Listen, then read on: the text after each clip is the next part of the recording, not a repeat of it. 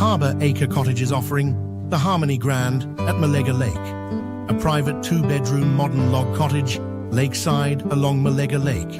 Reserve your dates now on Airbnb.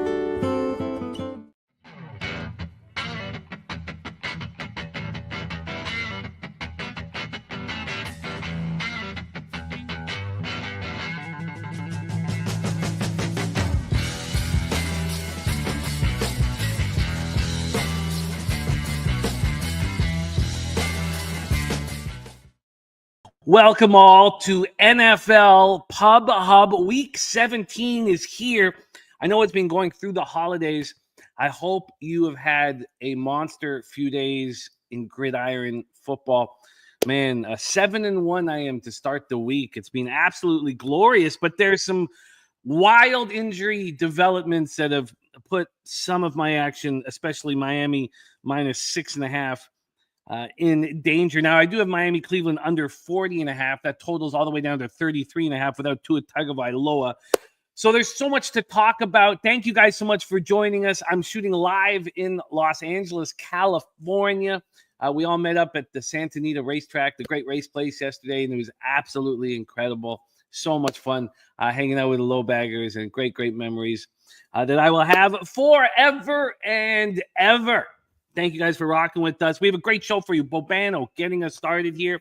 Then we have Clint McLean, Flash, joining us from Costa Rica. We have Marley up double-digit units here on the show, our leader in last year's second place. We have Keith. We have every stride making his NFL Pub Hub debut. We're bringing back Just My 2 cents. I thought he did a great job. And Sweaty Butcher going to be headlining this show. Thank you guys for rocking with us. We got Justin McKelvey in the house. We got Stacks plays of the day. Downs anytime touchdown plus 170, and the Green Bay Packers at plus 100. There's my guy WT in the house. Gerald Jones, Dallas plus 7.5. Again, a lot of us, I mean, it's, you know, we tried to get in early. I ended up not getting the 9.5 because I didn't bet immediately after the show. I waited till the morning. So I got the 9 for the Cowboys, but so many injury moves and developments. Dougie Wise, free bands play today. Vikings -1. So we got Dougie Wise, Justin McKelvey going head-to-head. Rob McMahon, Nordy in the house. Flea Mathis, Kent Davies, Nathan Bayer, Scott Lewis, Donut Silks, Ronnie Lofton, Big Fat Polly, Abel Alvarez, Gerald Jones, Sancho, Swish. Great to see all of you guys here. So I'm at my high water mark of the season right now with the 7-1 week so far. So, you know, sitting at 55.9% with over 200 bets. Very happy with that. ROI plus 7.26%. Things are moving in the right direction, but notable injury news. Let's get through it and then bring on our first guest. We have Jalen Hurts out. Kenny Pickett is starting for the Eagles. Tua Tagovailoa is out. Tyler Huntley is starting for the Dolphins. Colts quarterback Anthony Richardson is out. Joe Flacco is starting for the Colts. Cowboys wide receiver CeeDee Lamb is done for the season. Panthers running back Chuba Hubbard is out. The Panthers, of which I got at the 8.5, I believe the Panthers I got at the 8.5 are now 10-point dogs with the Chuba Hubbard information. I'm very uncomfortable with that development. And then finally, Tony Pollard, Titans running back Tony Pollard is out. So that is the situation at hand. Chill Will in the house. Shout out to our guy, Chill Will and Lil Domo. It's great to see you guys. Let's get to work. Harold Williams, Dustin H., My Nibbler. Great to see all of you guys. Let's get to work and bring on your first guest for the show, hitting lead off our season 2 champion. We haven't had him rocking with us since week 15. On weeks 13 and 15 combined, he's gone 12-7, plus 3.96 units. So let's keep the winners coming and welcome from up north, Canada's black and yellow, Hamilton, Ontario, our guy, Mr. Ian Cameron. Welcome him to the program. Bobano, how are you, my man? I'm good, Jimmy. How are things? How was Christmas? Hopefully everything was good with you and everyone watching. Everyone had a good Christmas. Yes, all is well, my friend, and winners have made Christmas that much more enjoyable. So let's get right to work. They always do. Bobano, you start with the Indianapolis Colts, 7-8, 3-5 on the road at the New York Giants, 2-13, 0-8 at home at MetLife Stadium in East Rutherford, New Jersey. We talked a lot on Tuesday about how it's much, much warmer this weekend. 54 Fahrenheit, cloudy, 6-mile-per-hour winds. Bobano is the only capper talking about this game, Colts, Giants. Anthony Richardson is out. It's a big, big deal. AR-15 is out. And we have Joey Flacco, about to be 40 years old, Joey Flacco. So, I mean, we'll hear from Bobano what he thinks that does to the offense. For the Giants, Malik Neighbors is going to be in. He's been dealing with the toe injury. I don't know if that's fully confirmed, but linebacker Micah McFadden out. The center John Michael Schmitz is out. Safety Raheem Lane out. Cornerback Greg Stroman out. Let's get into the line history here for the first game on the board for us. And we have the 7.5 right now for the Giants, minus 117. So it looks like we're moving towards a 7 here, a flat 7. This opened up at 7.5. Opened up at 7.5, got up to 8.5 for a while.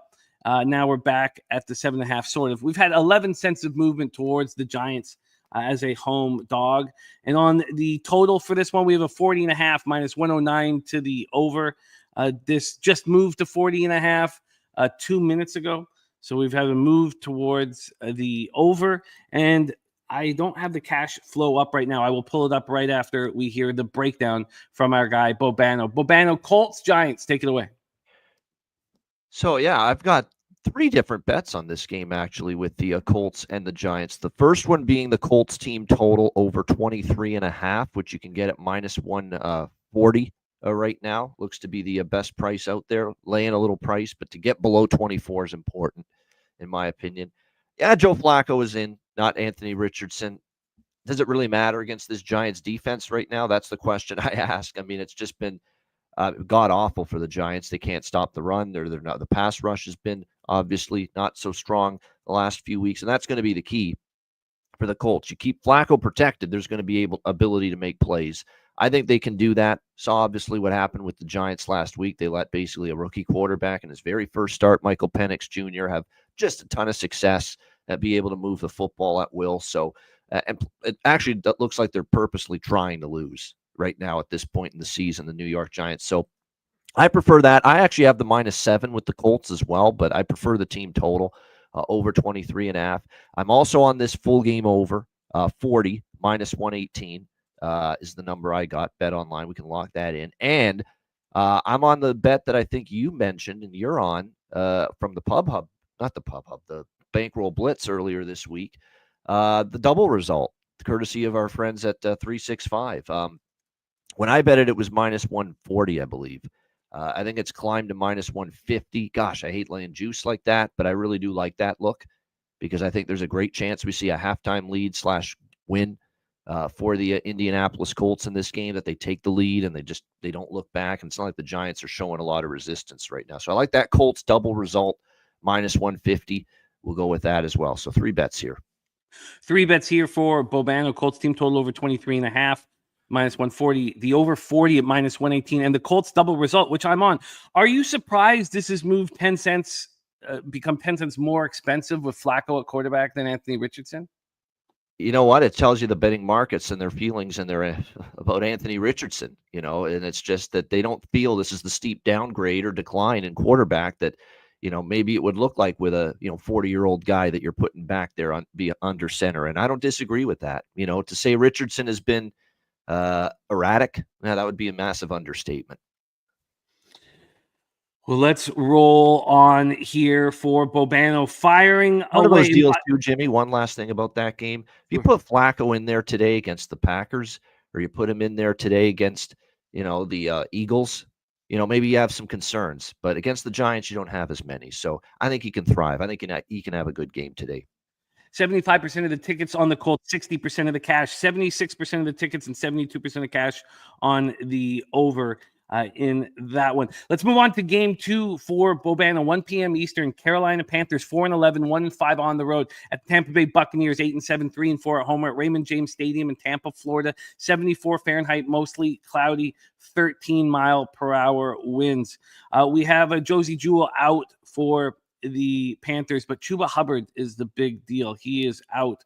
Jadeveon Clowney is questionable at this point. For the Buccaneers, KJ Britt and Jordan Whitehead, not that Whitehead's that important, but KJ Britt practiced all week. He's expected to be in, but no Antoine Winfield, no Cade Otton, and no Sterling Shepard for the Buccaneers. Let's get into the line history here and set this one up for Bobano. This total is at 48 minus 114 towards the under.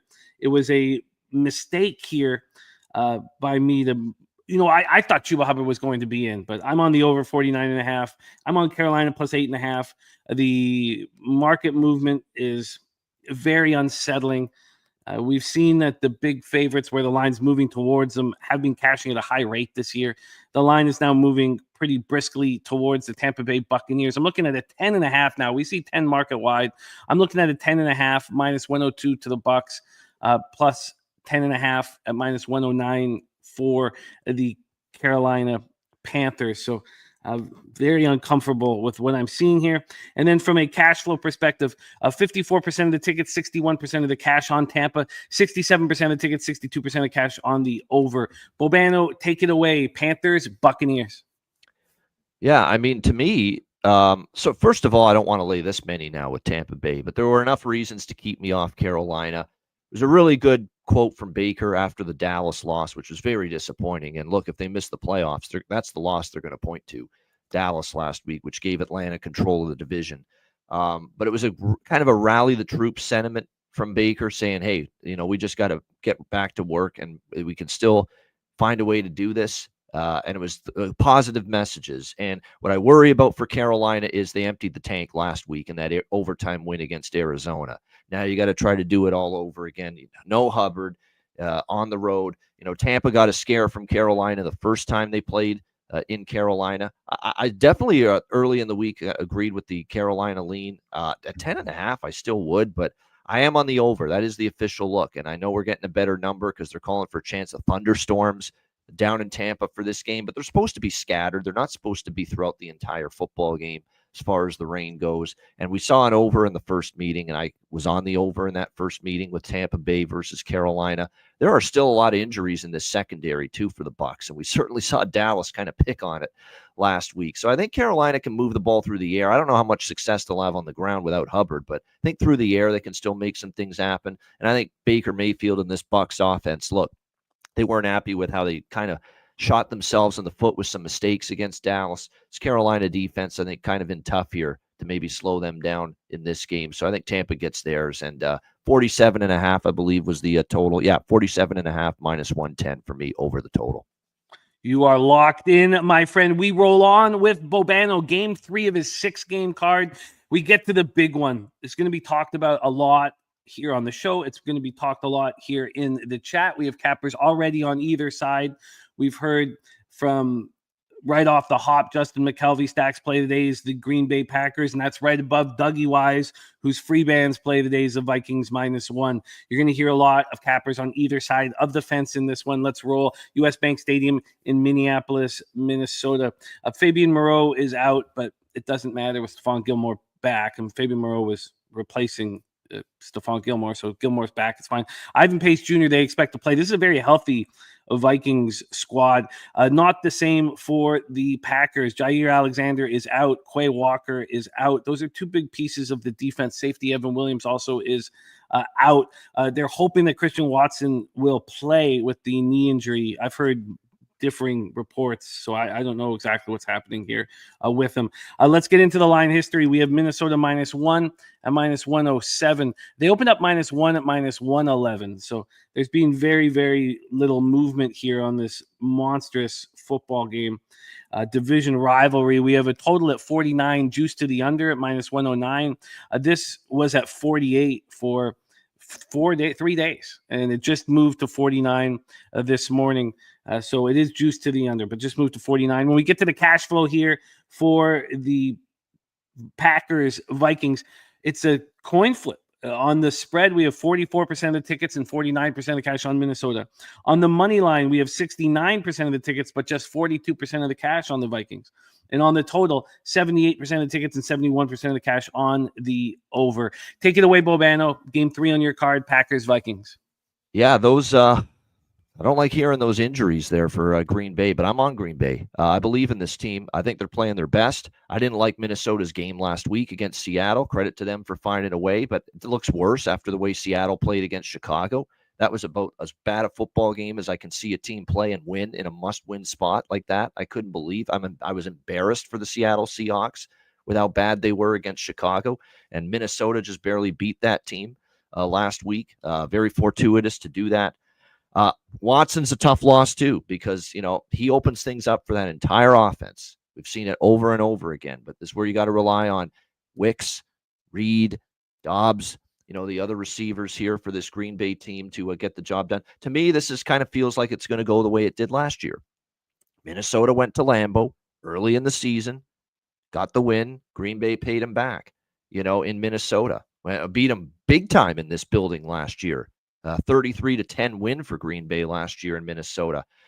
I like the way they're trending. I like the way, even without Jair Alexander, how many times I've heard from people that were saying you really like the Packers this week, Ian. Jair Alexander's out. He's been out for a few weeks now. Like, it's not like this is the first time they've been without him. So, and they've survived and they've been able to win games without him.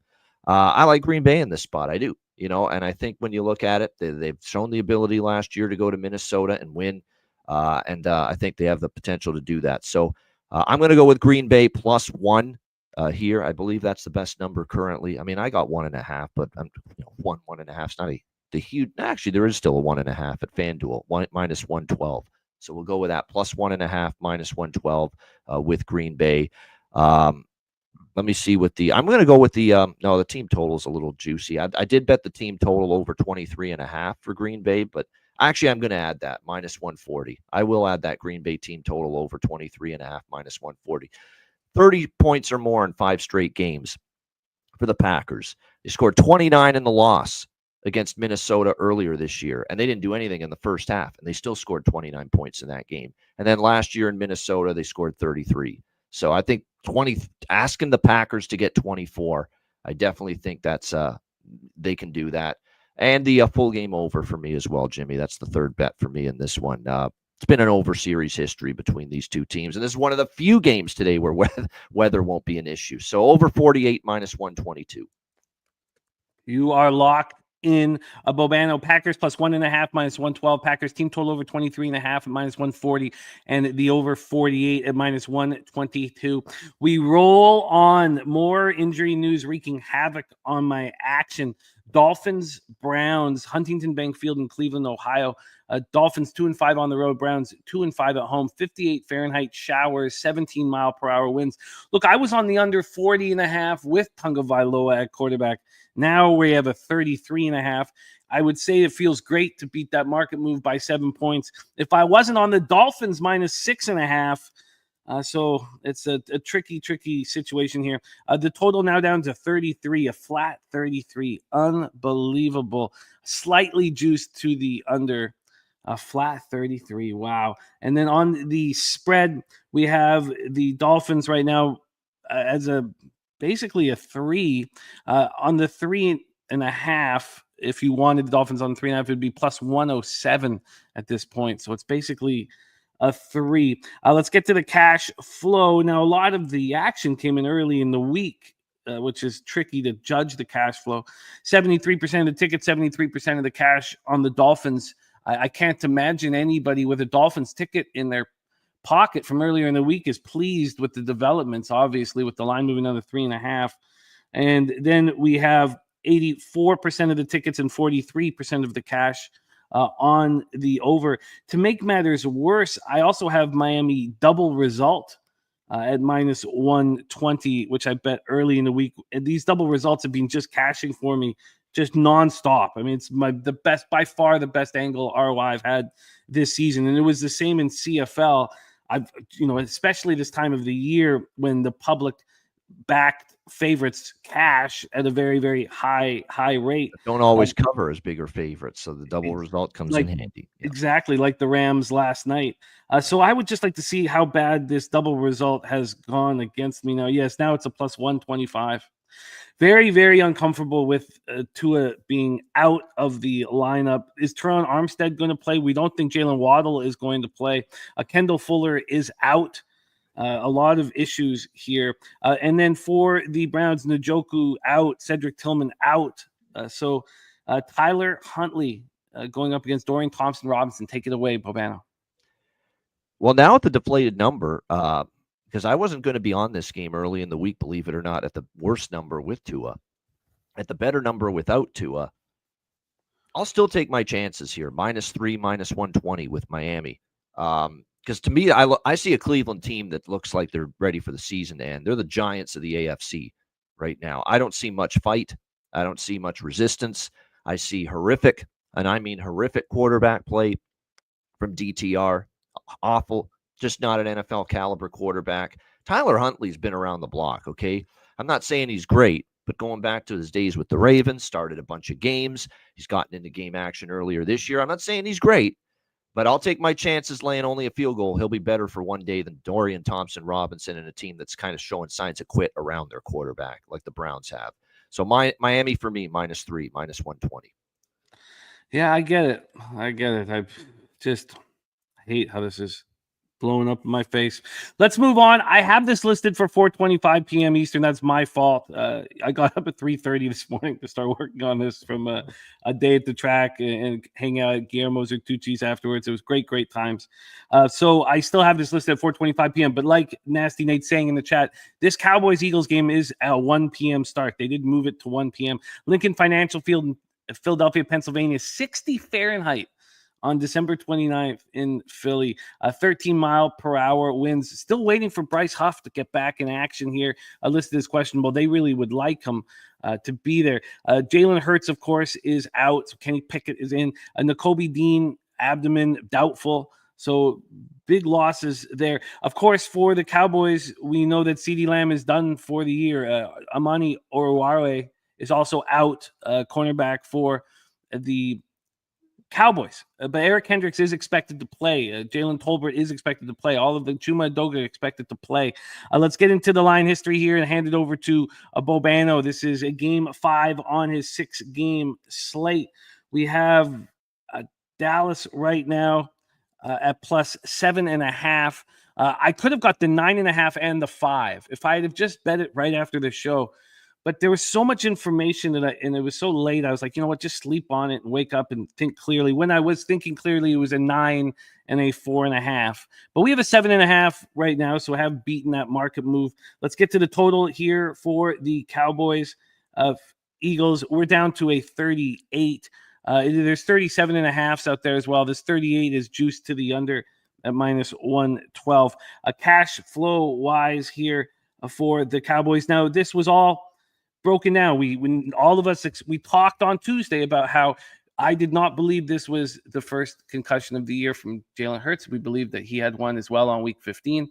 I was very excited to have him come back into that game after halftime, but now he is out. 55% of tickets, 51% of cash on the Eagles, 86% of tickets, and 64% of the cash on the over. So 14% of tickets, 36% of cash on the under. Take it away for us, Bobano, Cowboys, Eagles.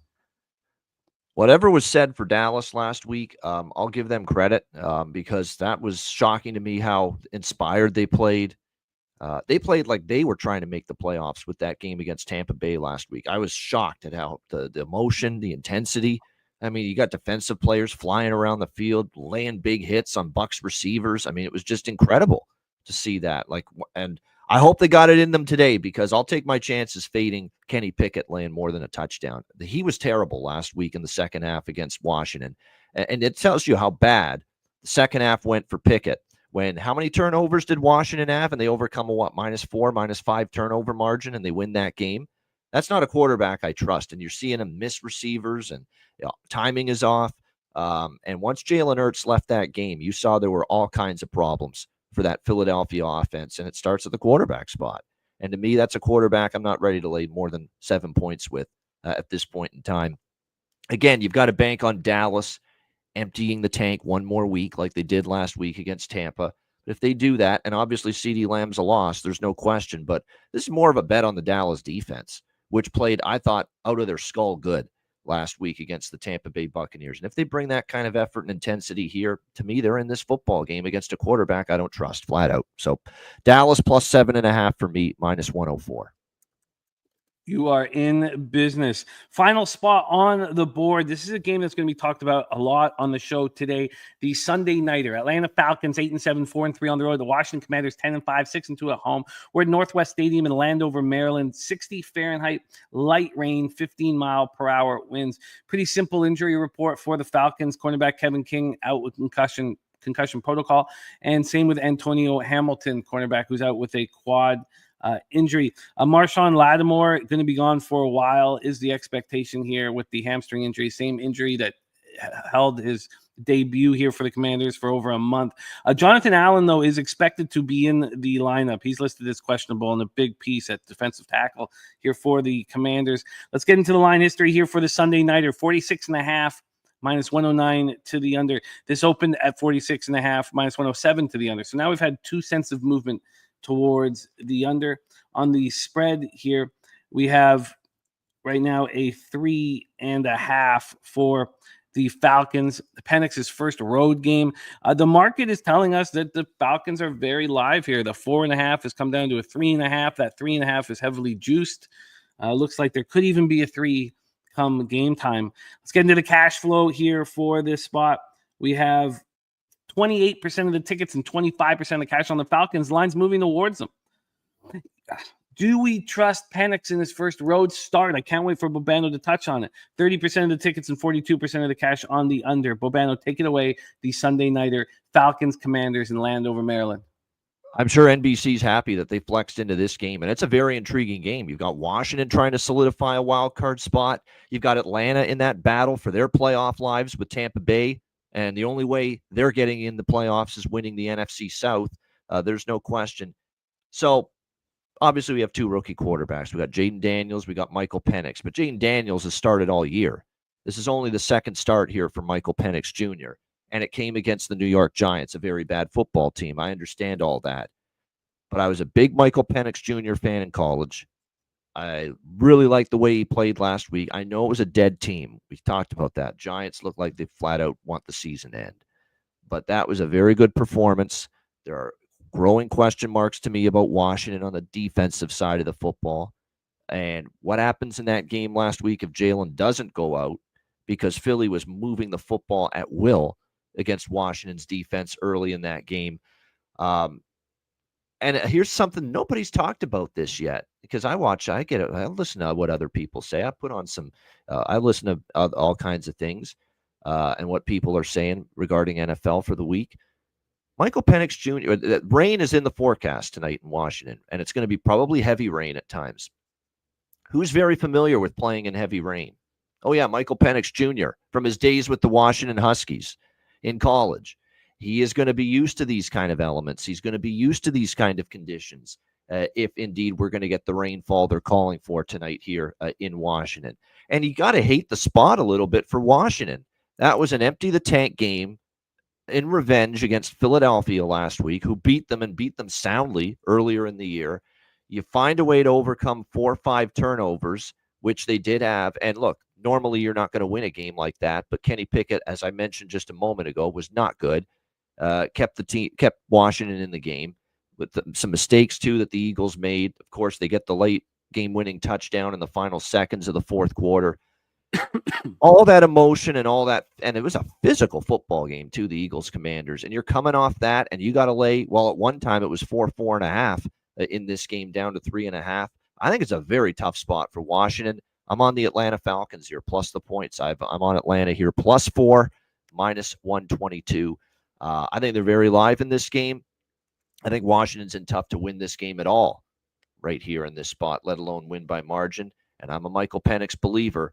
It would not shock me to see him go in there and play a heck of a game against a defense with question marks, defense maybe in an emotionally and physically spent spot after the Philly game last week. Meanwhile, Atlanta, too, got to coast against the Giants.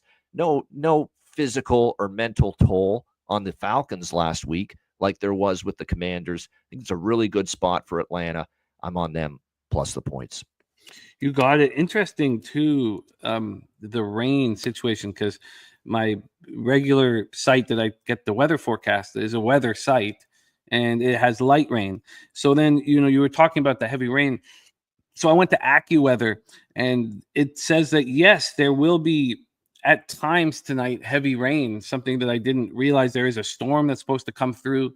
So there will be heavy rain. That's why the total's not on my card, the over. I was leaning that way, but no, I don't like it with the weather. Same with the Jets-Bills. I had to take Jets-Bills over off my card. I'm not playing over with rain and wind there in Buffalo. Not to mention with the Bills, with the 1 seed out of the question, do they go a little more vanilla maybe on offense today, the Bills? That's always that potential.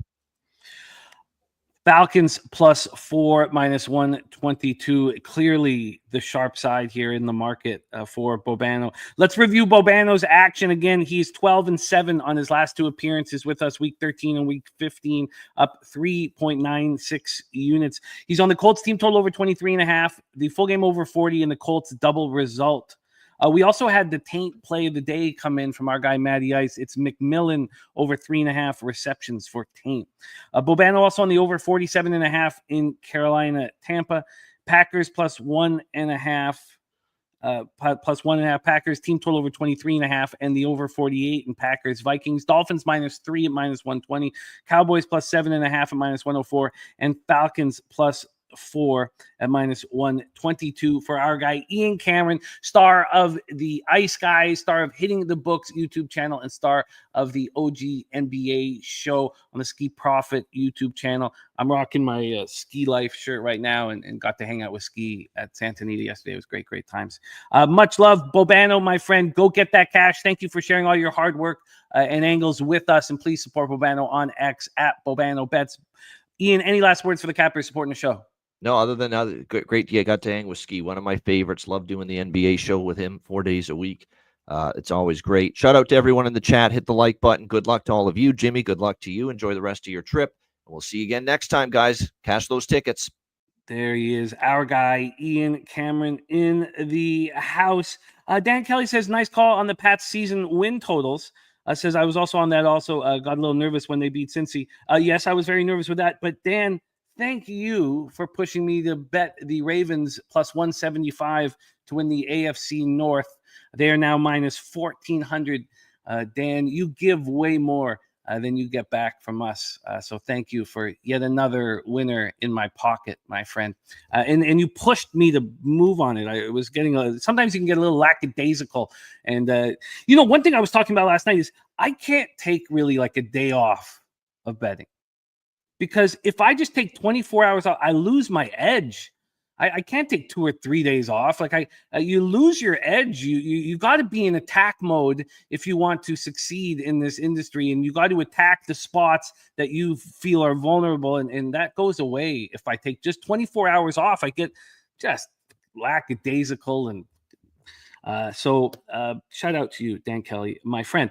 Let's move on to our next guest. Year after year on NFL Pub Hub, our next guest has the highest average line, and this is no different this year. He is 14-15 plus 1.09 units, an ROI of plus 3.76% on this show, with an average line of plus 563.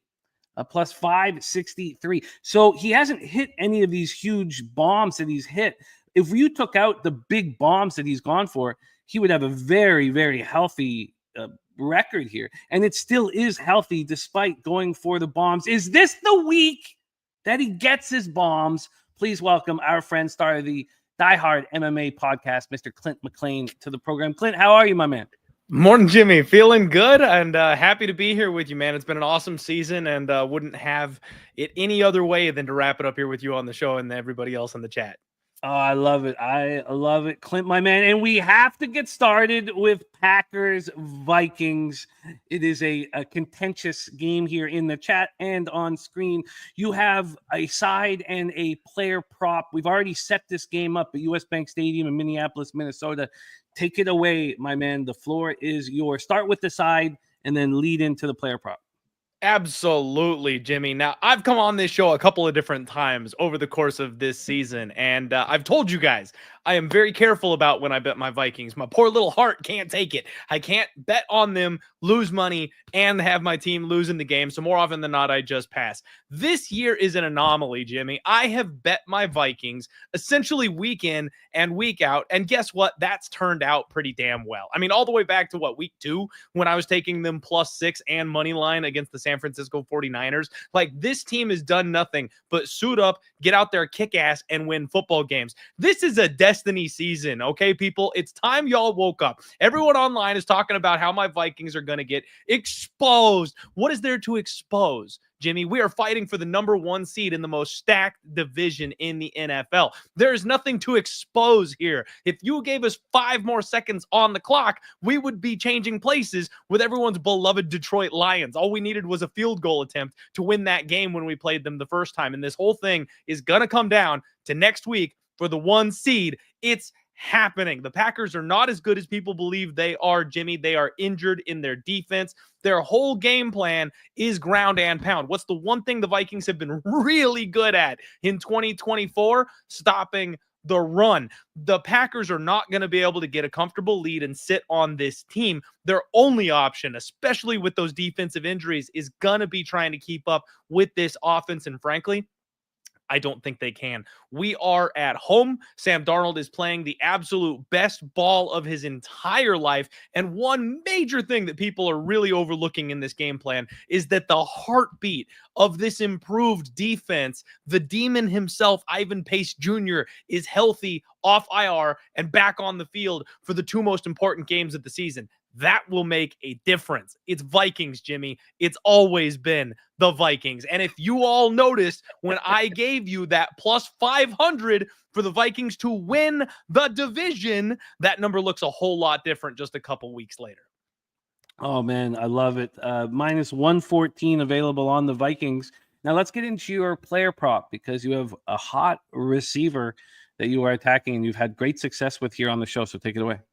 Absolutely, Jimmy. It is Jordan Addison touchdown day, ladies and gentlemen. So what you may have noticed is the Vikings tend to zigzag. Very rarely do we get the same receiver getting peppered with shots and going off for multiple weeks in a row unless there's an injury or something like that. Well, the last couple of weeks, you have seen a big return to form from Justin Jefferson. The Packers have already shown their hand, Jimmy. We've done this before. They will line up 3 deep on Justin Jefferson to make sure he does not touch the ball. What does that do? That leaves other options in the offense open. Now they got to worry about their man Aaron Jones. They made an absolute point the last time we played them not to let Aaron Jones anywhere near the end zone. They do not want to add insult to injury, letting this running back go and then having him score on them.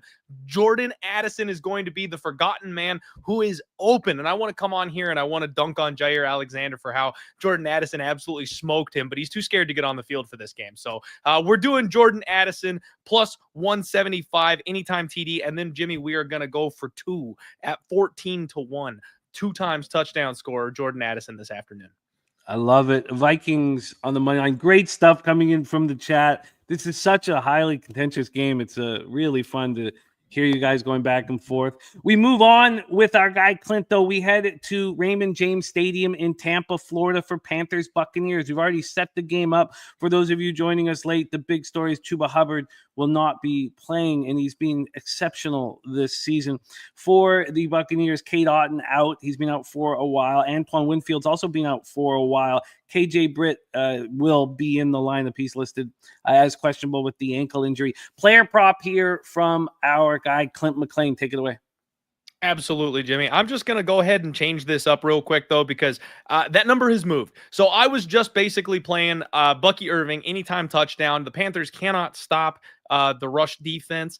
And because of that, I think we're going to see a healthy dose of Bucky Irving in this spot. But that number's moved. It's really hard to lay, -180 or something like that on a single player prop TD. I'll tie him with Saquon Barkley. The 2 running backs I think are going to get home today, and that'll give me a plus number instead of just laying it straight. If that's okay with you, I'll throw you a little bit of a curveball. I actually have a little bit more to add on to this one as well, Jimmy. So, similar to what Bobano was saying, I think there's going to be a lot of points in this game. I do think there's going to be a lot of options for receiving. We know the Buccaneers defense can't really defend the pass very well. And I'm going to go to my hidden gem for the year. And it wouldn't be a Clint game day without a ladder, Jimmy, this year. So we're going to ladder up my boy Jalen Coker. 40-plus receiving yards at -110, 50-plus receiving yards at +155, and 60-plus receiving yards at +250. Jalen Coker could get this on 2 receptions, especially against a soft defense like this, and he's a lot better than people ever gave him credit for coming into this season. I like me some Coker. So is the Coker 40 was -110? The 40 is -110. And then 50 plus the 50 is +155. 60 is +250. And what's the Bucky Irving, Saquon Barkley anytime touchdown parlay? So the touchdown parlay, let me get that up here. I was looking too much at my no worries, because while you are getting that up, I want to give a shout out to our guy WT in Costa Rica with the $10 dono, blessing our action. My friend WT down in Costa Rica. I cannot wait till I can get back down there and hang out with you, my man. Shout out to WT and thank you, my friend. What's the +147, Jimmy? +147 here on Bucky Irving and Barkley anytime touchdowns, and then we have the Coker ladder, and then we close with a teaser, a 6-point teaser here at -120. Take us through your teaser, my friend. Yeah, so I agree with a lot of things that Bobano said, and especially without Jalen Hurts being in, this Eagles team is absolutely not the same juggernaut that they were. But at the end of the day, Jimmy, let's be real. There's a lot on the line for them. I believe they can clinch or lock in their position today with a win, especially with Jalen Hurts being in the concussion protocol. You don't think this team would like to step up and get the win for their quarterback, make sure he's got a couple of extra weeks where they really just don't need to worry about him, let him sit on the sidelines, heal and recover. They're going to go for the win today. And the Dallas Cowboys have been essentially dreadful.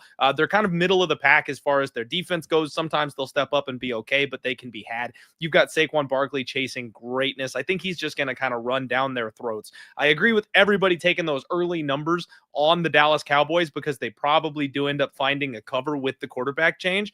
But I still think the Eagles are going to win. So it puts them in kind of a perfect teaser spot for me here at the -7.5.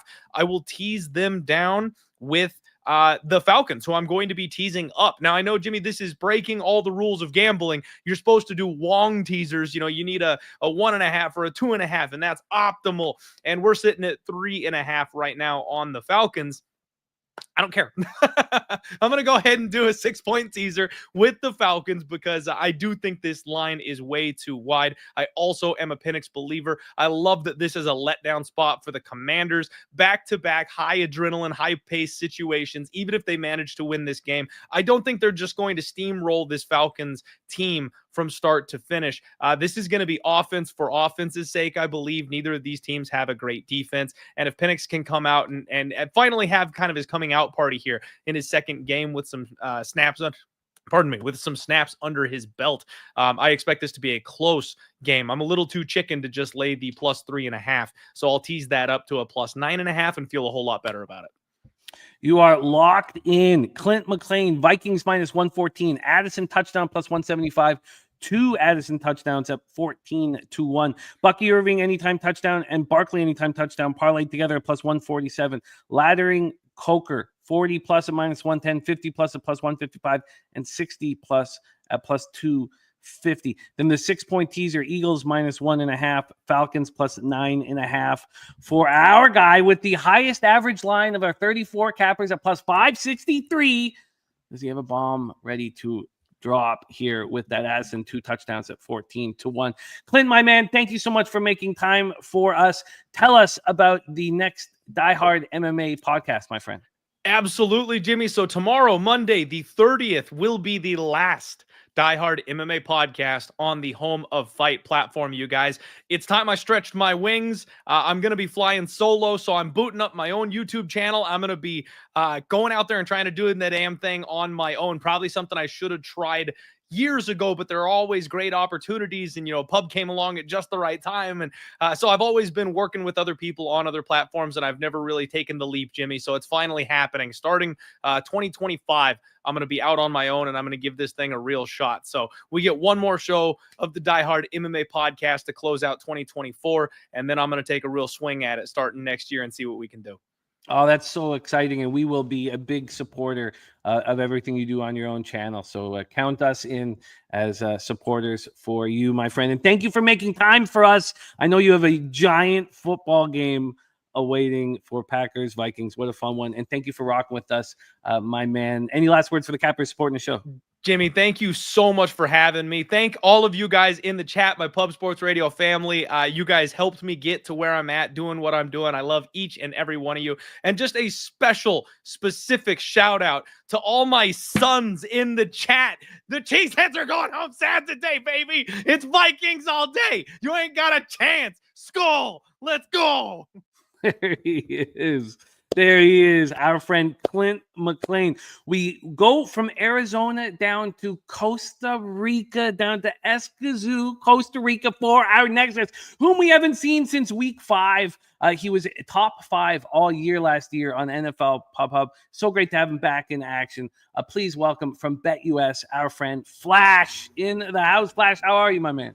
Yeah, I'm good. Thanks, James. Seems like a long time since we've spoken. I think we was at the Breeders' Cup before we actually did the NFL. Moved house. It's been so busy. So again, now I'm settled. Christmas is finished. So no, it's all good. What a day of football we've got ahead of us, huh? We do, but I did call you.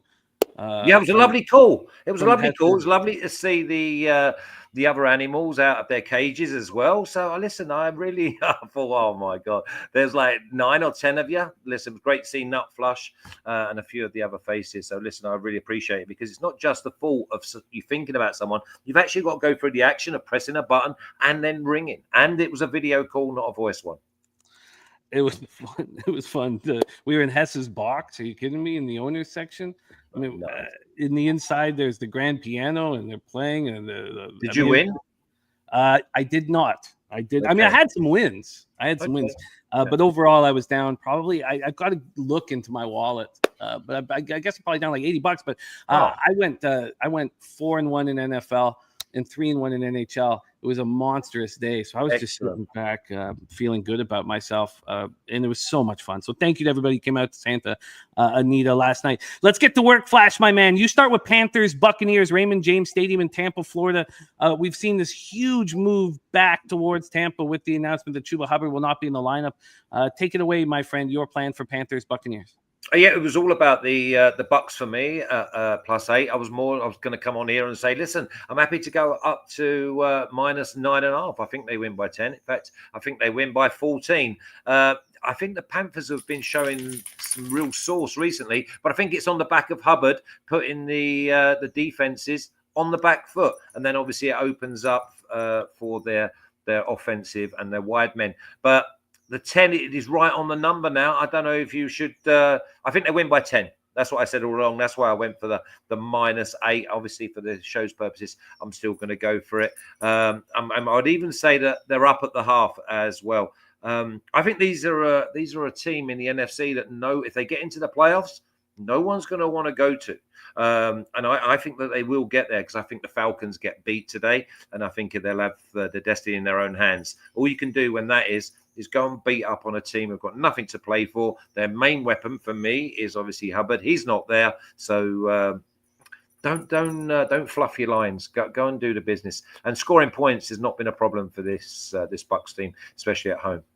So what do we want to make official here? The 8 right now available is -1. No, we've got to go with the -10 then. If that's the -110. I mean, I got -8, but I'm more than happy to go with 10, because I thought it was 10, but I think they win by the 14. Cool. You're locked in. And I know that you have a better number. And it's a tough thing that we make our cappers do, giving out lines that are available right this second, unless they've tweeted them out. So, but the thing is, people can go with with a teaser and just tease it down to 4. Absolutely. Absolutely. Let's go into the main game of contention here on our show. Green Bay Packers, Minnesota Vikings. You have side and total here, Flash, and I know that the chat is excited to hear your thoughts on this one. Take it away, Packers Vikings. Okay, we'll do the side first because I've gone with the alternate. I've gone with the Vikings -2.5. It's funny because if this game was actually in the playoffs, I'd be a lot more nervous for the Vikings because I think the Packers are really dangerous. But in this matchup on this day, I can only go with the Vikings, and I've gone under 49. And the reason I've gone under is because this is only about the W for the Vikings. It's just let's get a win. Let's not go with 4th and 2s like we have been doing through the regular season. This is almost a playoff game within a regular season game. The Packers, for me, I think that the Vikings close the box and make him throw it. And the one thing about Love is he wants too much time. I think the Vikings smother these today. And also with the Packers with their injuries, I think that they are definitely going to be dangerous in the playoffs. So for me, it's Vikings today. But if this was a playoff game, then I might just well be on the other side. But I've gone under 49 thinking that it's just the Vikings bow constrictor, squeeze the life out of the Packers. The Packers, this is not their season today, but in 3-4 weeks' time, completely different. Now, you are betting the Vikings on the alt line, though. Yeah. So discuss your decision around that. Well, I just think that if you're going to go -1, you might as well just go money line. And again, there's no value, but I do believe that the Vikings win by at least a field goal. So if I believe that they're going to win by at least a field goal, then I'm going to take it up and get more value. Or I think there's like +124 I got, -2.5. You are locked in. That +124, a very nice number. Right now, the best I can find is +111. 365 on the -2.5 is only giving +102 here. I think it's probably closer to 2 come kickoff. I like it. Locked in, our guy, Flash, Vikings -2.5. Is that +124 available right now? I took it last night when I sent you it because if you noticed, I sent it to you when you was at the racetrack at Santa Anita because I was looking, thinking, I want to move now because I think that anybody who's going to bet this game, they're only going to go with the home side who's got everything to play for. They've got the Holy Grail sitting there in the potential #1 seed. They win today, it goes down to the wire next week. So again, I've just got to go with the home side, and I think they win by 3 minimum. You are locked in. Vikings -2.5 alt line, the under 49 -109. That's available market wide at -110. There are a couple books with less vig. Let's go into the Sunday nighter, Flash. Falcons Commanders, another game we've already set up. All we need to hear is how you're getting paid.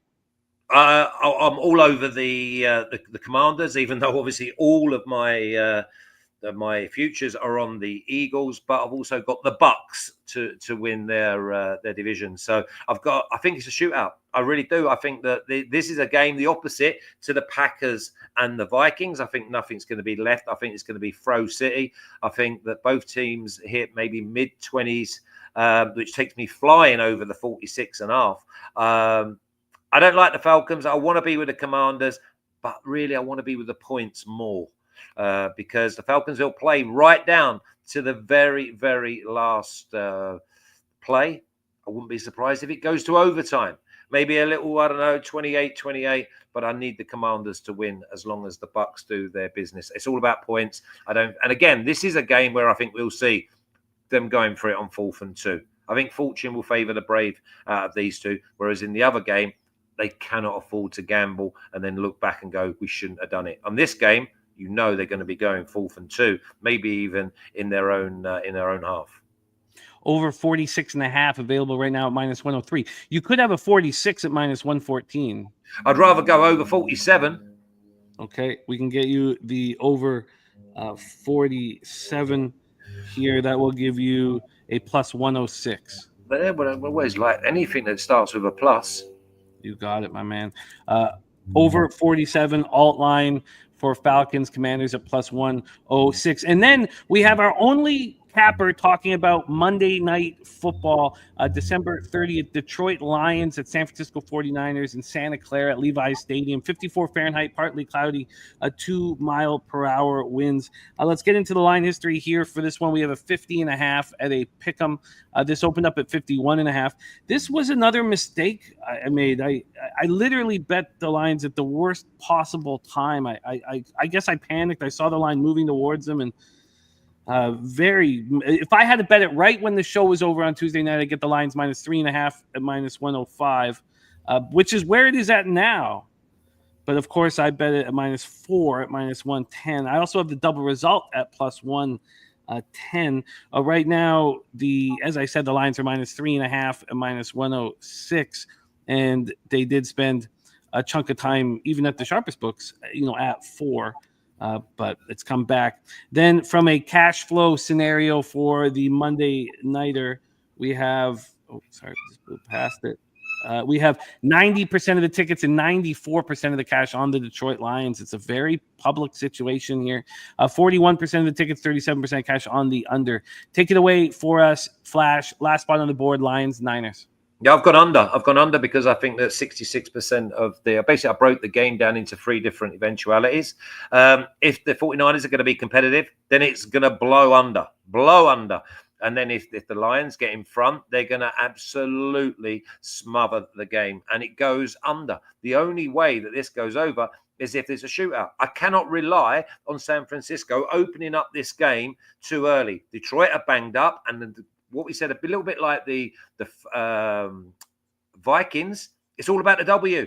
If you give any team the chance to go and get the number 1 seed in the very last game, then they would bite your arm off, your shoulder, the lot. So all it is about the Lions is that, again, all season, they say, oh, our DNA is we go for it, we gamble, we throw it. Listen, I'm telling you now, we will see a restricted Detroit Lions. I think they hit the front. I'm not sure San Francisco have got enough to go with them. And if they do go with them, it's going to fly under. We might even be under 45, 46 points. It's a very, very interesting take. I'm going to spend some time with it, and I may end up joining you on the spot here. Let's review Flash's action again. He has better lines than what we have available right now, which we're giving him. So know that he's got better lines in his pocket. But right now he's on for official plays, Bucs -10 at -110 available right now. Vikings -2.5 at +111 available right now. The under 49 at -109 in Packers Vikings, and the over 47 alt line in Atlanta Washington at +106. And the under 50.5 at -107 in Detroit Lions, San Francisco 49ers. We have Flash joining us from BetUS. Flash, where can our guys and your fans here in the chat catch your next shows and what's going on with you this week? Yeah, but we're back to normal Thursday, back, and we'll be doing the Serie A and Premier League games. And then obviously the Germans in the Bundesliga and La Liga will be rejoining us maybe in 10 days' time. And then it's Champions League, and we're all sitting there with Liverpool +1,400, who are now like favourites to win the Champions League. So listen, we've got off to a good start. But for me, my whole season is about the Eagles getting to the final of the NFC. And then we bet the other team, and we're guaranteed around +325. Yeah, I love it. I got the NFC at +600. And I said it a week earlier that I was going to move on it at +900, and I just never, I don't know. I can't explain why I never did. We've already cashed both the New England bets, though. Under 4.5, +150. They win the first game. They move it to +5.5. Thank you very much. We'll take that as well. So, yeah, they both cashed, and basically all that is ammo for the playoffs. Oh, I love it. Flash, thank you so much for joining us.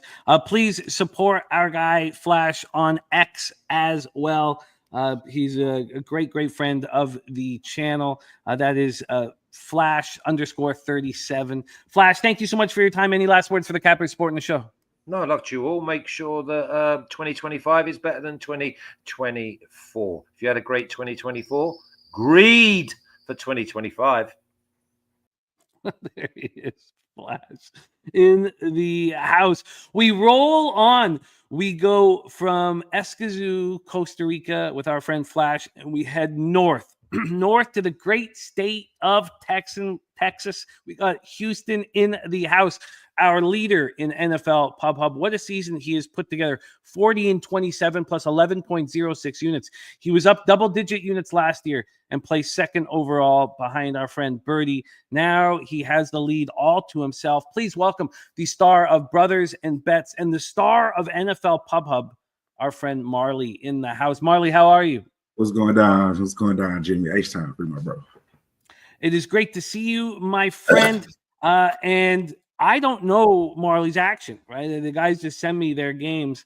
So will he break the stalemate here between the Packers fans and the Vikings fans, or the Packers backers, I should say, and the Vikings backers? Take it away, Marley. US Bank Stadium, Minneapolis, Minnesota. I can't wait to hear your take on this. All right. Yeah, man. Damn, I just forgot his name. I meant to write it down too. The diehard MMA capper. Clint. I heard Clint's breakdown. Great breakdown, Clint. And I'm riding with Clint, man. I'm on the Vikings here. Vikings money line. I think that every time that the Packers, I think they're a good team. They're a solid team. Scary team to play in the playoffs. I don't think anybody would want to play that offense. And defense is not bad too, neither. But when they do go up against the good teams, for the most part, they lose. And I don't think that they have – it's not that they don't have anything to play for, but they can't win the division. Even if they win today, they're not going to be the number one seed. Minnesota has everything in front of them. Everything. You got the division. You got the number one seed on the line next week against the Lions. It's just no way I can be on the other side of that. Also, Sam Darnold, he's been playing phenomenal, especially in the last couple of games. 32 touchdowns overall, only 11 interceptions, 62.2 QBR, thrown for almost 4,000 yards. He hasn't done anything. I'll just leave it at this. He's had a remarkable season. I don't think nobody ever expected him to be doing what he's doing right now, let alone obviously we didn't think he'd be starting, but once he became the starter, I don't think no one expected him to do this. And Jordan Love's been playing great himself. I mean, 24 touchdowns, 11 interceptions. I don't think he's starting to pick in his last 5 games. He started off throwing interceptions every week for the first 6-7 weeks, but they haven't really played a tough defense. And Blind Flores is going to bring the pressure. We know he's going to blitz the shit out of them. I like the Vikings at home. I'm on the money line. I don't see the value in taking -1. So yeah, I like the Vikings on the money line. They're averaging 27 points a game. They're only giving up 18 points per game, along with the defense. And we know the Packers are going to try to run the ball, right? That's what they do. The one thing the Vikings can do is at least stop the run. So I think it'll be a tough division game. I like the Vikings though here on the money line. The Vikings money line for Marley -114. So we've heard from Marley on the Vikings. We've heard from Flash on the Vikings. We've heard from Clint on the Vikings. And for Bobano, he's on the Packers.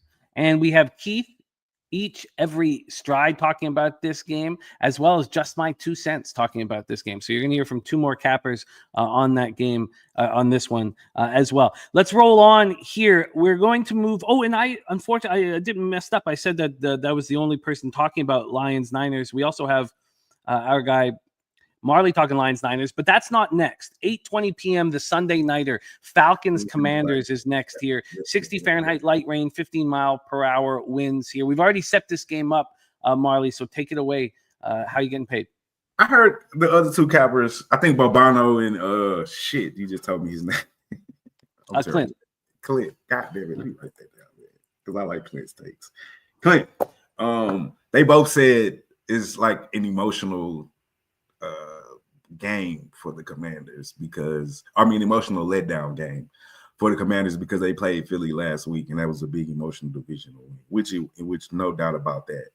But I mean, it was one game. We can't have. Where have we gotten to where we can't have 2 emotional games? After one emotional game, we're just drained. We're just done. Oh, that's it. That's our one emotional game, and then the next week we're two emotionally drained. Like, we're fucking grown men out here. Like, it was one emotional game. I get it if we had 2 or 3 tough games back to back. We had one tough game back to back. I mean, one tough game back. This is the back to back. Like, and I love Penix.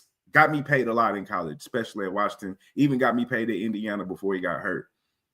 But he played one game, and it was against the Giants. Like, what can we take from that? Because me personally, I can't take shit from it.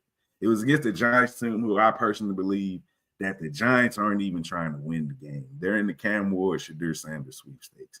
They ain't trying to win. I think if they win, somebody's getting in trouble. Ain't nobody trying to win over there. So I don't know what I can take from the Penix game. And I do think Dan Quinn is a very good defensive coordinator. I know the Redskins are banged up, or Commanders. I know the Commanders are banged up, especially in the secondary. So I do think they'll find some success. Bijan Robertson and Algier will definitely be able to run a ball on this Commanders defensive line. Defensive line is one of the worst.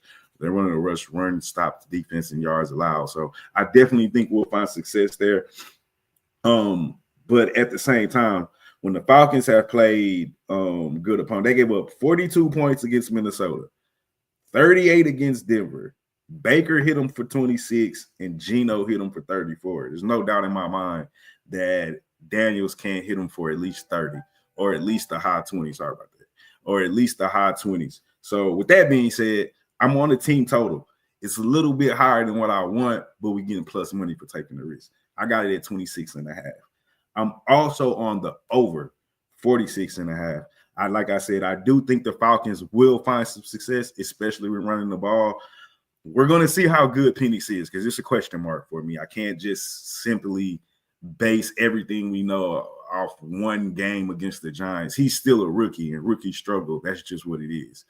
And for that reason, I'm on the Commanders as well, minus the 3.5. I don't know why everybody thinks it'll be a shootout. I mean, I guess it can. I think they will find some success, but I don't think they're going to find a lot of success. I don't think Penix is going to be airing it out. I do agree with Flash. You know, they're going to leave everything out on the table. There's not going to, or at least it shouldn't be any, I wish we would have done this, or I wish we would have went for it on this 4th down. They're going to go for it. They're going to fight. I think so. At the same time, the Commanders, although they're in the wild card, I think they want to get this division. Now we're talking about matchup. I don't think they want to finish. I don't think nobody wants to play the Rams, because I think the Rams are going to win that division. I don't think nobody wants to play the Rams at home in the first round. That's going to be a tough out. But if you're talking about the Falcons or the Bucs, Falcons got a rookie quarterback. Bucs are like, I'll take my chances there. So I just don't think, if you're buying into an emotional letdown, like, I don't bet on that kind of stuff. I'm going with the numbers say. The numbers say that Penix is going to struggle because he's a rookie. We can't base that off one game against the Giants. This Commanders offense scores 28 points per game. Top 5, top 10 in basically every offensive category. So we're going to depend on the Falcons defense. I don't think so, but we can depend on the rushing game. That's why I say I think they will find some success with the rushing game. But I think the stadium's going to be charged, especially coming off that emotional Philly win. I like Daniels. He's the rookie of the year, and I like the offense. So I'm all over this game. And, you know, the more I look at it, I like the Commanders minus 3.5. I like the team total over 26.5. And just because I think they will find some success running the ball, I think we can get at least 17 to 20 points from the Falcons. We'll get the over 46.5. The line can find me a 46. I can find you a 46, and we'll do that. But first off, this line continues to move to the Falcons. You can have a Commanders minus 3 now at minus 121. Oh yeah, if we can get rid of that hook, I'll take it. Minus 3 at minus 121. The Commanders team total over 26.5 is now plus 110 with this move towards the Falcons. Yeah. And then if you want the over, if we want to take it to 46, over 46 is just minus 114. I'll take it. Over 46. at -114 for our leader and star of the Brothers and Bets YouTube channel, Marley in the house. We move on to the Monday nighter, Lions 49ers in Levi's Stadium. We just heard Flash's plan to move on the under 50.5 on this one. What is yours? We've already set it up. Take it away. Santa Clara, California, hosting the Niners and the Lions.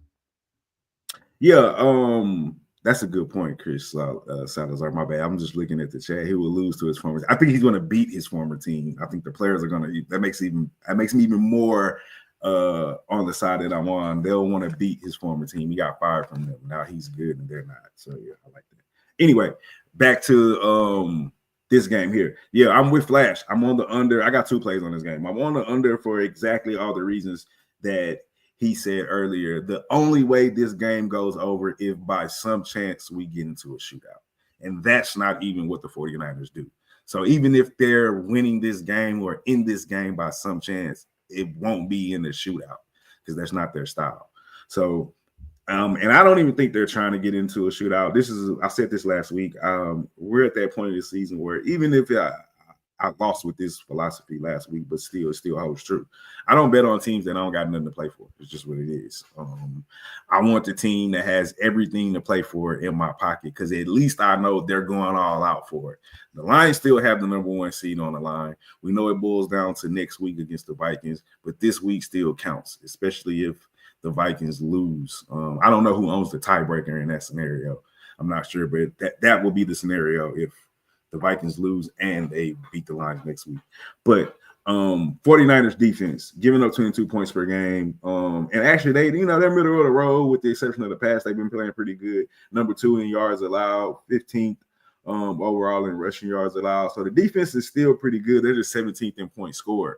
And that's going to be the problem in the Lions. Nobody has stopped this Lions team from scoring yet. Montgomery being out is the only thing I've seen that really kind of slowed them down. Other than that, they're averaging 32 points per game, even with all the issues banged up defensively on the Lions. They're still only giving up 20 points per game, 7-0 on the road, 6-1 ATS, 9 out of 10 games. Like there's no way I'm betting against this team, especially still with the number 1 seed overall to play for, especially with all the injuries they have. They can use the bye week to get a little bit healthier.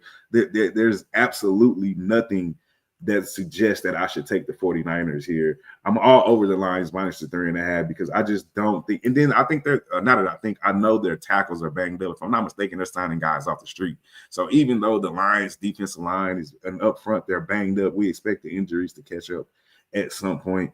The 49ers are banged up as well, especially offensively. Do we expect Brock Purdy to give us upper 20s, lower 30 points per game? No. The only way they're going to win this game, they have to hold this Lions deep offense to probably under 20 points or around 20 points for them to win. I don't see that happening. I think maybe they can hold them under 30. I still think they can get 24, 27 points. I don't think the 49ers they average 22 points. I don't even know if they get that, honestly. Especially with the injuries they're 4-4 at home, 4-4 ATS at home. I'm just not a believer in Purdy. 17 touchdowns, 10 interceptions. Meanwhile, Goff's 33 touchdowns, 10 interceptions, over 4,000 yards. Like they're not going to stop this offense. At best, they can hope to contain it. So I'm on the Lions minus 3.5. I'm also on the under minus 50.5. You are locked in. I'm right with you on the Lions, and I've also got them double result at plus 110. I would not make this bet in week 2 or 5 or 8, but in the last 2 weeks of the season, I have no problem hammering public favorites. They cash at a very high rate. And it's about the motivation that Marley was talking about. Now, Marley, there was a game that you were thinking of adding, and I wanted to set it up for you because even if it's just a lean, we want to know what your lean is. And that is Cowboys Eagles at Lincoln Financial Field in Philadelphia, Pennsylvania. Warm day, 60 Fahrenheit, cloudy, 13 mile per hour winds. We've already set this one up, and I just, if you weren't moving on it, that's fine, but we still wanted to hear what you were thinking. So we can take it away for us. Cowboys ultimately I decided to stay off. Might bet it live. We'll see what happens. I didn't like the CD Lamb injury. kind of scared me because I mean we know what I think about the Cowboys. They are terrible. However, no Jalen Hurts. We saw how that offense looked.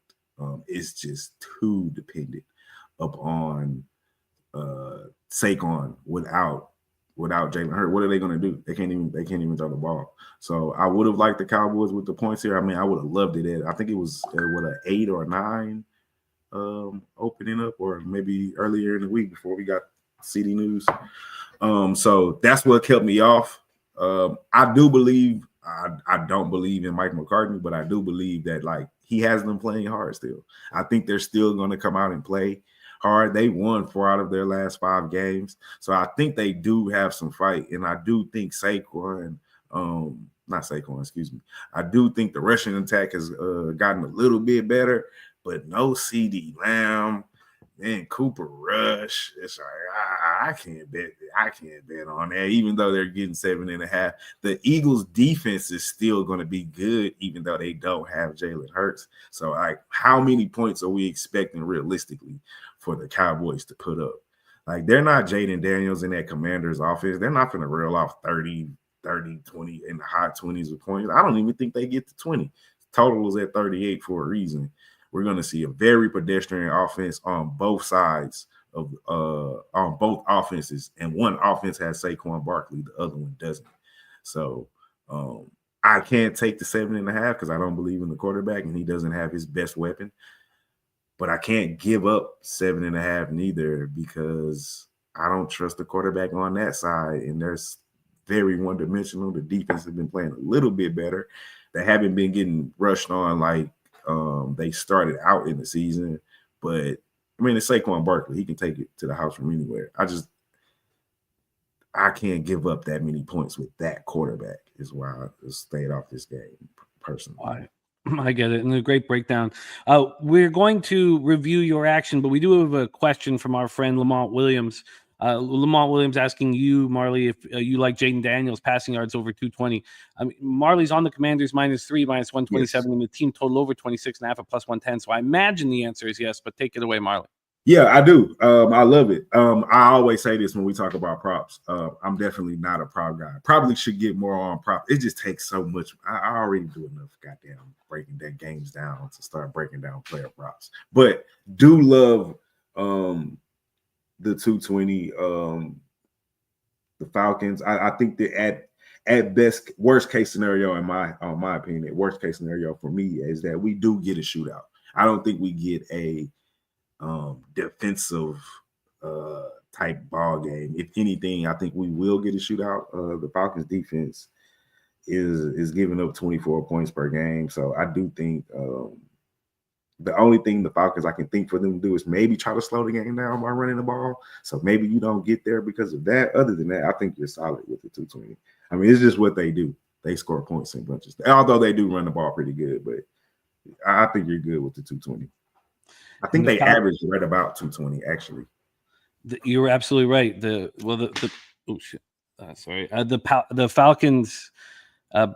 Falcons pass defense allows 223.4 yards per game, 21st in the NFL.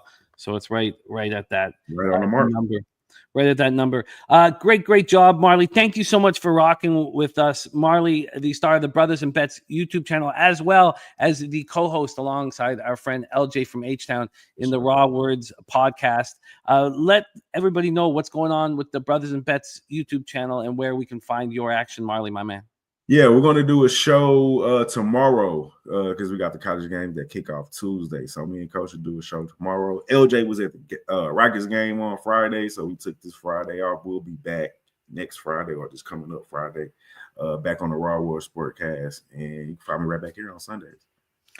Respect, Marley, my man. Our leader in NFL Pub Hub, he's been absolutely spectacular.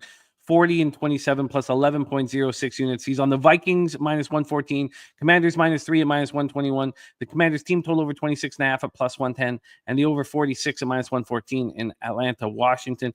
He's on the under 50.5 in Detroit, San Francisco. Flash on that as well. And he's on the Lions -3.5, -107 for our guy, Marley. We now have a debut here on NFL Pub Hub, making his NFL Pub Hub debut, the star of the Each Every Stride YouTube channel, our friend Keith. Please welcome him to the show.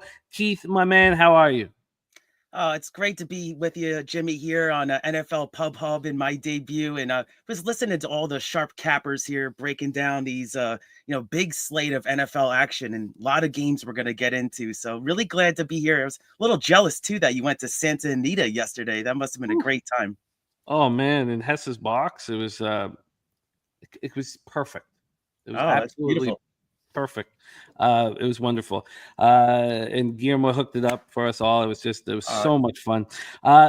Yes, my friend, let's get to work. Keith, the star of the Each Every Stride YouTube channel, which we will talk about when we close out his action. But let's get started, Keith. Your first ever game on NFL Pub Hub is Panthers, Tampa Bay Buccaneers. We've already set this one up. So how are you getting paid, my friend? Yeah, I really thought it was interesting. I think it's a different scenario than a few weeks back. The Panthers really gave them fits. They actually went to overtime in that game. So I think it's a different situation here.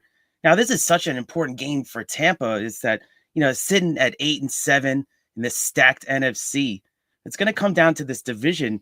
I know it looks like there's no Otten, so no starting tight end for Tampa here. I think they got a lot of weapons here. I mean, you even have Evans, McMillan, Irving, Bucky. And, for me, it just came down to the weapons here. I think, Baker Mayfield's third most touchdowns thrown in the NFL this season.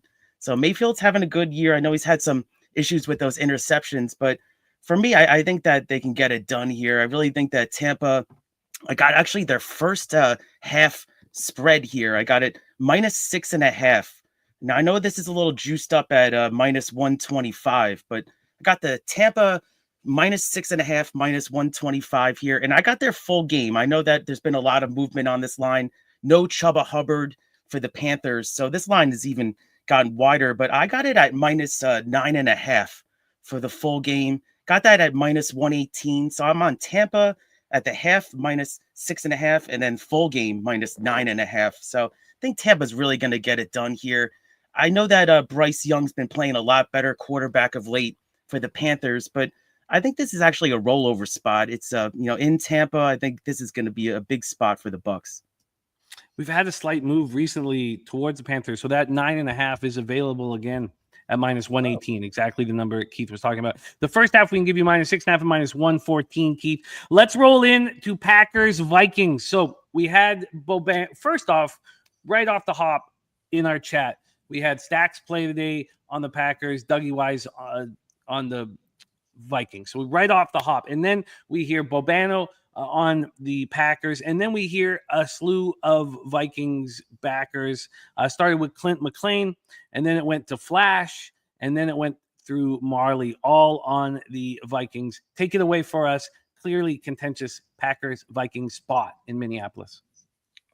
I really think this could be the game of the week here. I mean, it comes down to, the Packers, I'll call it, it was basically like an exhibition type game, right? Versus the Saints, last week. So obviously this is a much tougher spot in Minnesota. Minnesota's won 8 in a row. They play very well at home. It's a big game. I'm on Aaron Jones. I know he's the former Packer. I think this is kind of a little bit of a revenge angle here of, he's actually had 18 carries for 67 yards last week. He's been a workhorse when healthy.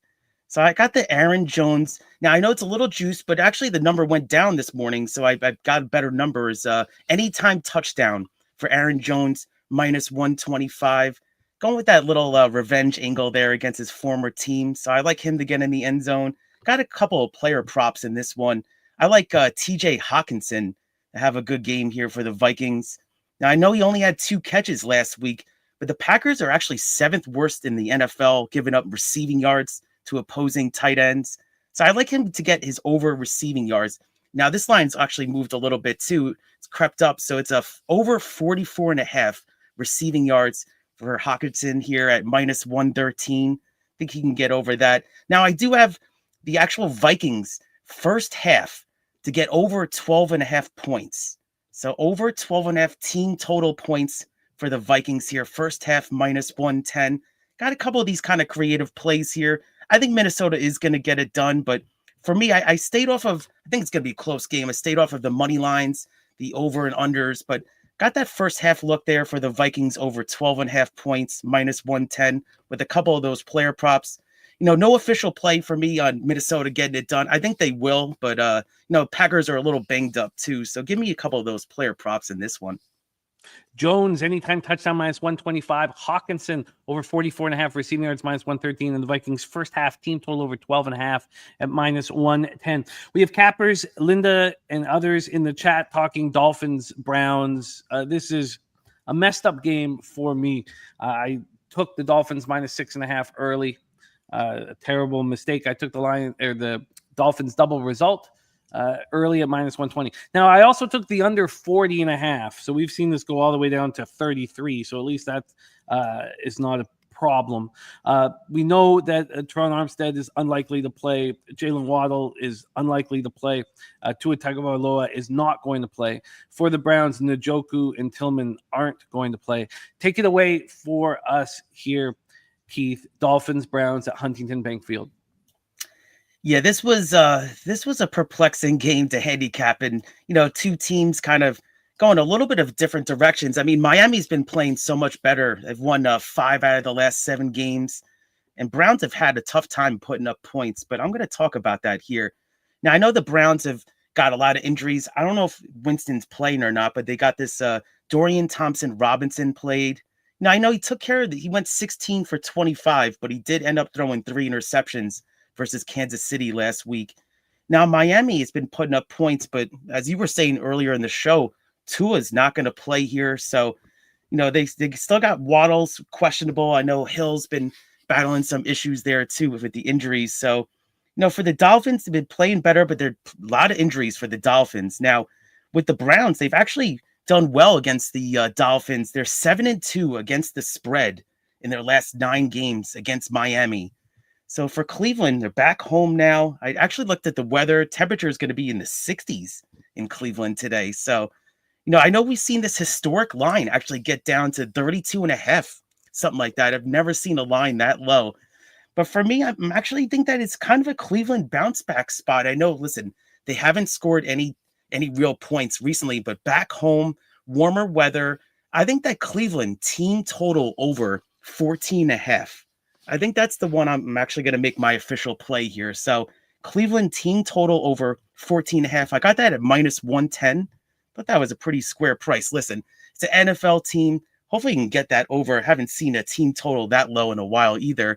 And I think that Jerome Ford is going to have a good game. Now, listen, he had 92 rushing yards and a touchdown last week. You got Jerry Jeudy's having a Pro Bowl type season. And Miami struggles against big plays. Now, they do average giving up over 8 yards a catch to opposing wide receivers. So, Browns have a couple players that can be a little dynamic like that. So I actually have Jerry Jeudy over 43.5 receiving yards at -110. I think that Jeudy will get there. He actually kind of no-showed last week, but he's on that A-B kind of thing right now. And this is the A now. So hopefully Jeudy gets over 43.5 receiving yards, -110. And as I just mentioned, Cleveland team total over 14.5 points, -110. I think the home and the warm weather, we'll see some points in this one. I just didn't want to get down with that full game. That's a crazy line to me to see it that low, but give me Cleveland team total over 14.5 points, -110.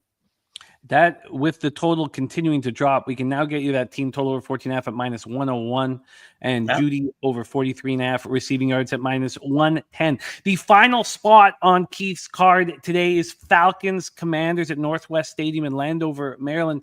The big note in this football game now is the weather, whereas I thought it was light rain and 15-mile-per-hour winds. A closer look at the AccuWeather forecast, there will be a couple spots during this game where there will be heavy rain, which is very, very interesting. Something that Bobano brought up that I didn't notice.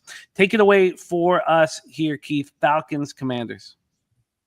Yeah, thanks, Jimmy. I thought it was it's a big game for the Falcons, and you could say also for Washington here. So, the Falcons obviously benched Cousins in favor of Penix here.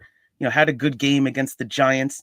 Now, I know Marley was just saying before, though, I mean, it's a rookie. This is the bright lights here, Sunday Night Football, different atmosphere.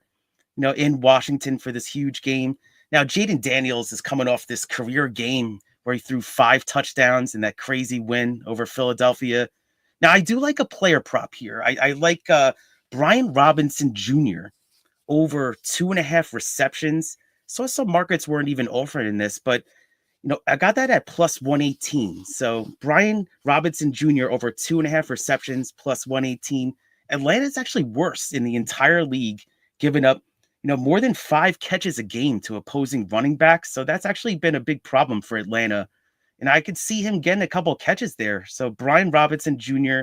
could see Daniels kind of dumping it off to Robinson in that spot if he gets blitzed. So they've actually had big time trouble covering these running backs in these kind of catching schemes. So like that look there. I think this matchup, as you said, you were just talking about the weather. It's actually gone to the under. 7 out of the last 9 times that these teams have faced has gone under. So 78% there. So that's going to be my big 1-unit play on this one. Is I like the under in this game. I got it 46.5, under 46.5 minus 110. That's going to be my big spot there. I didn't get too crazy with the player props in that one, but I like the Robinson look a lot. You are locked in under 46.5, available right now at minus 110, and Robinson Jr. over 2.5 receptions at plus 118. With the Browns team total over 14.5, which was found by our guy Joseph Gomez at Hard Rock for you at plus 100. Jerry Jeudy over 43.5 receiving yards at minus 110. Aaron Jones anytime touchdown minus 125. TJ Hawkinson over 44.5 receiving yards, and Vikings first half team total over 12.5 at minus 110. Then Keith's got the Buccaneers first half minus 6.5 minus 114, full game minus 9.5 minus 118. Keith, thank you for rocking with us. Tell us a little bit about the new YouTube channel, Each Every Stride. Thank you so much, Jimmy. It was great to break down these games here with you. Yeah, so give me a follow at Each Every Stride on X Twitter. I started a YouTube channel, Each and Every Stride. It's going to be covering horse racing and sports wagering content. Going to be some big racing next weekend for the Kentucky Derby preps. We got the Jerome Stakes and the Smarty Jones from Oaklawn. So I'm going to be covering both of those.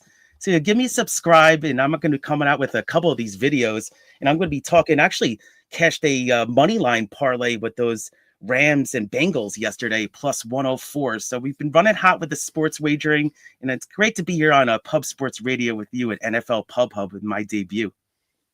I love it. Our guy, Keith, Each Every Stride. Please support the YouTube channel. I put his X handle here in the chat. Let's roll on. Our next guest is the star of our +1 show here on the channel, the Locker Room Talk podcast, and he made his debut with us in Week 15, 2-2 plus 0.06 units, and he did a great job with the breakdowns, and we wanted to bring him back as soon as possible, so we have him back in business. Please welcome to the program, Just My 2 Cents in the house. How are you, my man? Jimmy, dude, I'm doing good, but I'm a lot better now. Thank you so much for having me back. It is a pleasure. It's great to see you. I've been listening to some of the Cappers, man. Shout out to Keith making his debut, man. Did great. Best of luck to you. I was loving a lot of the shit he said. And boys, there are over 300 people in the building right now, and there's not even 100 fucking likes. I love you to death. You know I love you to death. And if you don't, know it now. I do love you, but please smash the fucking like button for Jimmy and everyone else. I'm very happy to be back and kick off this NFL action, dude. I love it. I love it. Great to have you here. Let's roll. We go right to Raymond James Stadium in Tampa, Florida. We just heard Keith hammering the Bucs first half and full game. What is your plan of attack, my friend? Yeah, man. This is nice, man. Just chilling in Jimmy's study here. So I was loving what Keith was saying about this game. And how fitting that I'm here. I'm returning to just put another fucking boot in Carolina's ass and just shit all over them. This team is not very good at all. In fact, they fucking suck. They're 4-11. They're eliminated. They have nothing to play for in this game except spoiler. It's like it's a divisional rival, so maybe. But dude, Tampa Bay, on the other hand, they're not only fighting for a playoff spot, but they have an extremely high-powered offense. And dude, Keith was saying it. Baker has like thrown the 3rd most touchdowns this year, and they're a top 3 red zone offense. Tampa Bay's defense is horrific, dude. They're tied for the most touchdowns given up, fucking 50. They're the 5th worst red zone defense. And most importantly, they are tied for the 2nd most passing touchdowns given up. So this is what I did, Jimmy. I said all this to say that Carolina's been terrible on the road. The Bucs are hungry right now. I think they're going to beat the living fucking shit out of the Panthers in Tampa Bay. I agree with Keith. I think they're going to fucking steamroll them. And I think Baker is going to throw a pair of tutties doing it. So this is my play here. It's a 2-leg parlay. Tampa Bay to cover the money line. I got it at -8.5. And Baker to throw 2 touchdown passes. It's +151. That's all I'm doing on this game. So so it's the Bucs -8.5, and Baker for over 1.5 touchdown passes. Yes, sir. And what did that come out at? That is +151. +151 for just my 2 cents on the board. We roll on. This is our final capper talking about this highly contentious game in Minneapolis, Minnesota. Green Bay Packers at the Minnesota Vikings. I can't wait to hear your plan of attack because it was a little different here from Keith, but he is still, all of his action was on the Vikings, which means 4 cappers in a row on the Vikings. Now, Keith's just on the Vikings first half team total over 12.5 and a couple player props, but we've had 4 straight backers of the Minnesota Vikings. Take it away for us, just my 2 cents. Packers, Vikings at US Bank Stadium. I love it, dude. Well, everyone has got their, pun intended, 2 cents on this fucking game, so let me give mine. And I love that everyone has been on Minnesota, because I'm going to break up the echo chamber a little bit. I'm going to give a little pushback on this. I'm not going to bury the lead. I'm on the Packers here. It's a big NFC North clash. They're both still fighting for something. If Minnesota wins out and they're going to get the 1 seed. If Green Bay's still fighting for the 5th seed, though, if they win out, and I think if Minnesota loses out, they'll get the 5th spot. So this is an important game for both teams.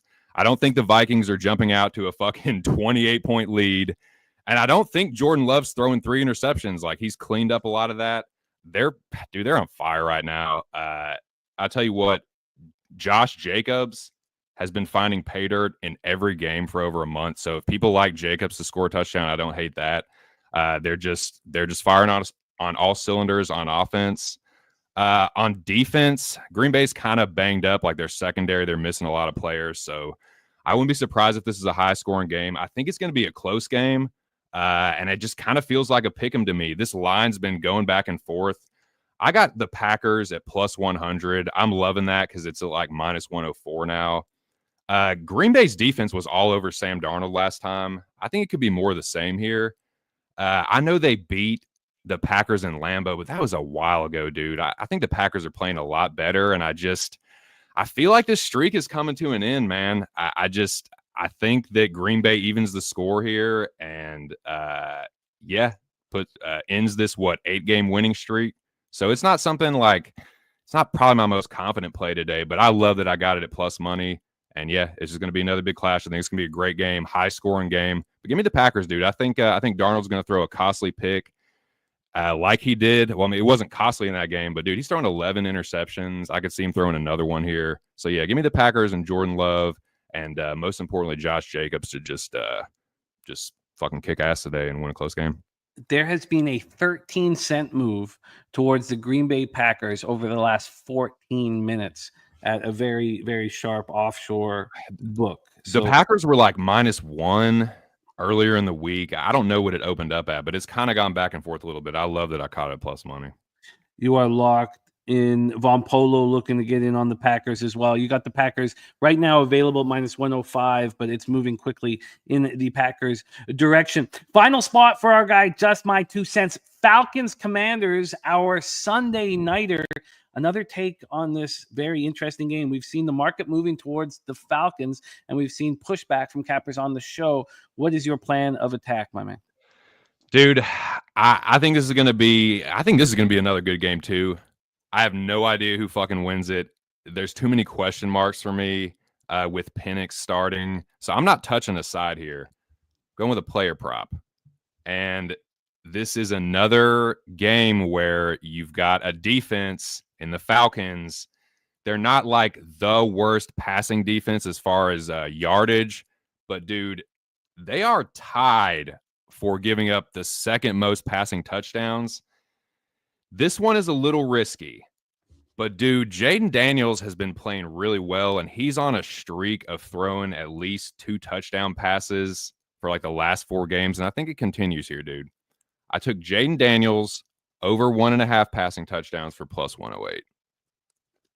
You are locked in. Jaden Daniels over 1.5 touchdowns, passing touchdowns plus 108. Packers minus 105, and then Bucs minus 8.5. Tied with Baker Mayfield. No, it's Packers plus 100. I'm sorry, I did not get it that good. Yeah, no, I know you got the Packers at plus. Sorry.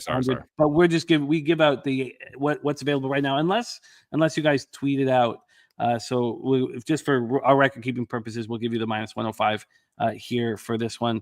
And then we have the Bucs minus 8.5 and Baker Mayfield over 1.5 passing touchdowns at plus 151 for just my 2 cents. And the question that we need answered is, when is the Locker Room Talk podcast coming back? There's been a hiatus for mixed martial arts, and we're excited to have it back in action. Tell us about the next show. Thank you, Jimmy. So I don't want to speak for the boys. There's a chance we may put something out this week. I don't know on that for sure. But the next event will be January 14th. So we will be back that Tuesday before. I don't know what the exact date is, but it'll be the Tuesday before that event on Saturday the 14th. And yeah, man, looking forward to that. Dude, thank you so much for having me back on. Best of luck to everybody in the chat, man. Shout out to the whole fucking pub. And yeah, best of luck to you, Jimmy. It was really nice chilling in your study here. And thanks again, man. Appreciate it. Our pleasure, man. I'm gonna pop our guy just my 2 cents is X handle here into the chat. Please support our guy, one of the stars of the Locker Room Talk podcast. Let's bring on our next guest. What a privilege, what a treat it was to hang out with them yesterday at Santa Anita, meet his wife and meet his 2 very cool sons, man. What great family that our next guest has. And it's so much fun. You cap with each other for so long, and then you finally get to hang out. What a day we had. Please welcome from Barstow, California, in the house, the Sweaty Butcher. What's up, my man? How are you? What's up, Jimmy? What's up, chat? What's up, everybody? It is doing good. It is great to see you, man. What a fun day we had yesterday. Yesterday was a blast. Extremely enjoyable.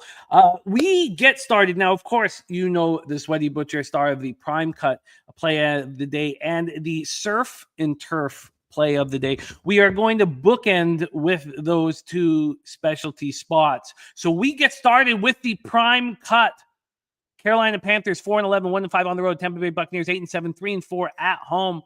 What is the Prime Cut for this game? And it's a different look than we've heard on this game. So take it away, Sweaty Butcher, Prime Cut play of the day. Yeah, so it's mostly a fade on Carolina here, cross with the weather as well. So I don't see Carolina putting up much points here in this game. Their offense stinks. I've been kind of fading them all year. I think everybody has. That everyone said the same thing. Just my 2 cents, and he said it straight up. This team is trash. So that being said, and the weather being bad, heavy rains, windy, I took the first half total of the game under 24. I don't see much scoring out of the Panthers, and the only side I see making any moves here is Tampa Bay. So I don't think they put up 24 points in the first half. Maybe they get 2 tutties, maybe 17-ish, somewhere around there. But with the weather here, I'm looking. Tampa Bay keeps more on the ground, short passes. Carolina tries to do whatever they can, but I don't see them being successful. So I'm gonna take that first half under 24. Originally, I liked the full game over here. It fit into a few of my trends. The weather really kept me off that full game, so took a stab at that first half and made it my Prime Cut. First half under 24. This market just moved, so you're going to get even money plus 100 here on the first half under 24. That is the prime cut play of the day. Next spot on the board, we head to Lincoln Financial Field in Philadelphia, Pennsylvania. We know that the wide receiver CeeDee Lamb is done for the season. He's being shut down. And we know that Jalen Hurts is out, so Kenny Pickett is starting at quarterback for the Eagles. Take it away. We've already set this game up. Sweaty Butcher, how you getting paid, my man? Yeah, this is a huge injury game here. Both teams are hospital teams. So that being said, this is a Saquon Barkley game to me. They're just going to run that clock down to nothing. And we've seen how Philadelphia reacted after Hurts went down yesterday. That offense wasn't the offense we've seen with Hurts. So I don't see much scoring in this game at all. Hard for me to pick a side on this one. I lean Eagles. Obviously, they do have Saquon, which is going to be the star of the show, I think, today. So I see a lot of ground game here. What's the weather like over there? Is it windy? I think I've seen it as well. 13 mile per hour winds, cloudy and warm. Right. So I don't really see. I see a lot of running in this game. That was my main cap in this, and along with the injuries. So I'm all over this under here, along with the divisional thing and everything else. I just don't see a high scoring game here. It seems like these divisional games have been trending under lately, and I think this is a good under spot here. Under 38. It's now moved at some sharp books to 37.5. We know that the look ahead was 44.5. We can get you the under 38 at minus 108. And again, this line has just continued to move to the under. Now, we knew something was up because some of these sharp offshores didn't even allow us to bet this game until Thursday. So that opened at 39 at the sharper offshores, now at 37.5, a 1.5 move. Let's move on to the next spot on the board here. And this is a hammer spot for our guy, Sweaty Butcher. So we have a side, and then we also have a money line parlay with two different teams here. So let's and don't get into the surf and turf yet. We'll close with that, even though that is part of these games that we've spoken about. So take it away for us here, Sweaty Butcher. Falcons, Commanders. Yeah, I'm with the rest of the crew. I'm smashing the Commanders here. Fading the Falcons. Penix looked all right, but and I know there's rookie on both sides, but he don't really have the experience and playing time that Jaden Daniels has. I just like what Jaden Daniels is doing right now. He's on a heater. They have stuff to play for, and I think they're going to stomp down on the Falcons today and keep making that way into the playoffs. And I just really like the spot here. Falcons to me haven't been a team I've really been on all year.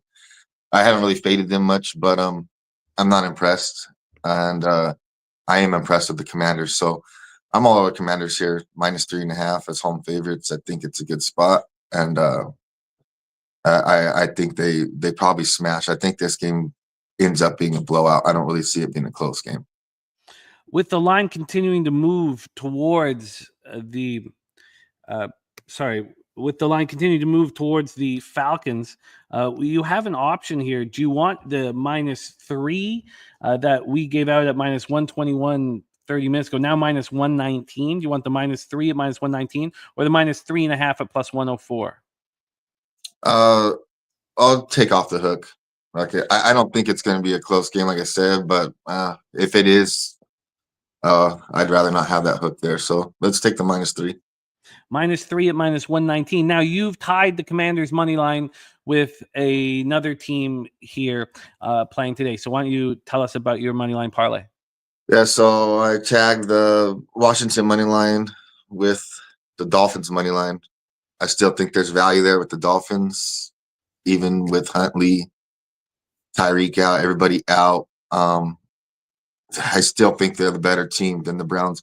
I understand the hometown crowd maybe leaning a little bit that way, but I think this is a real boring fucking 9-6 type of game. And for whatever reason, my eyes were just drawn to this Dolphins side.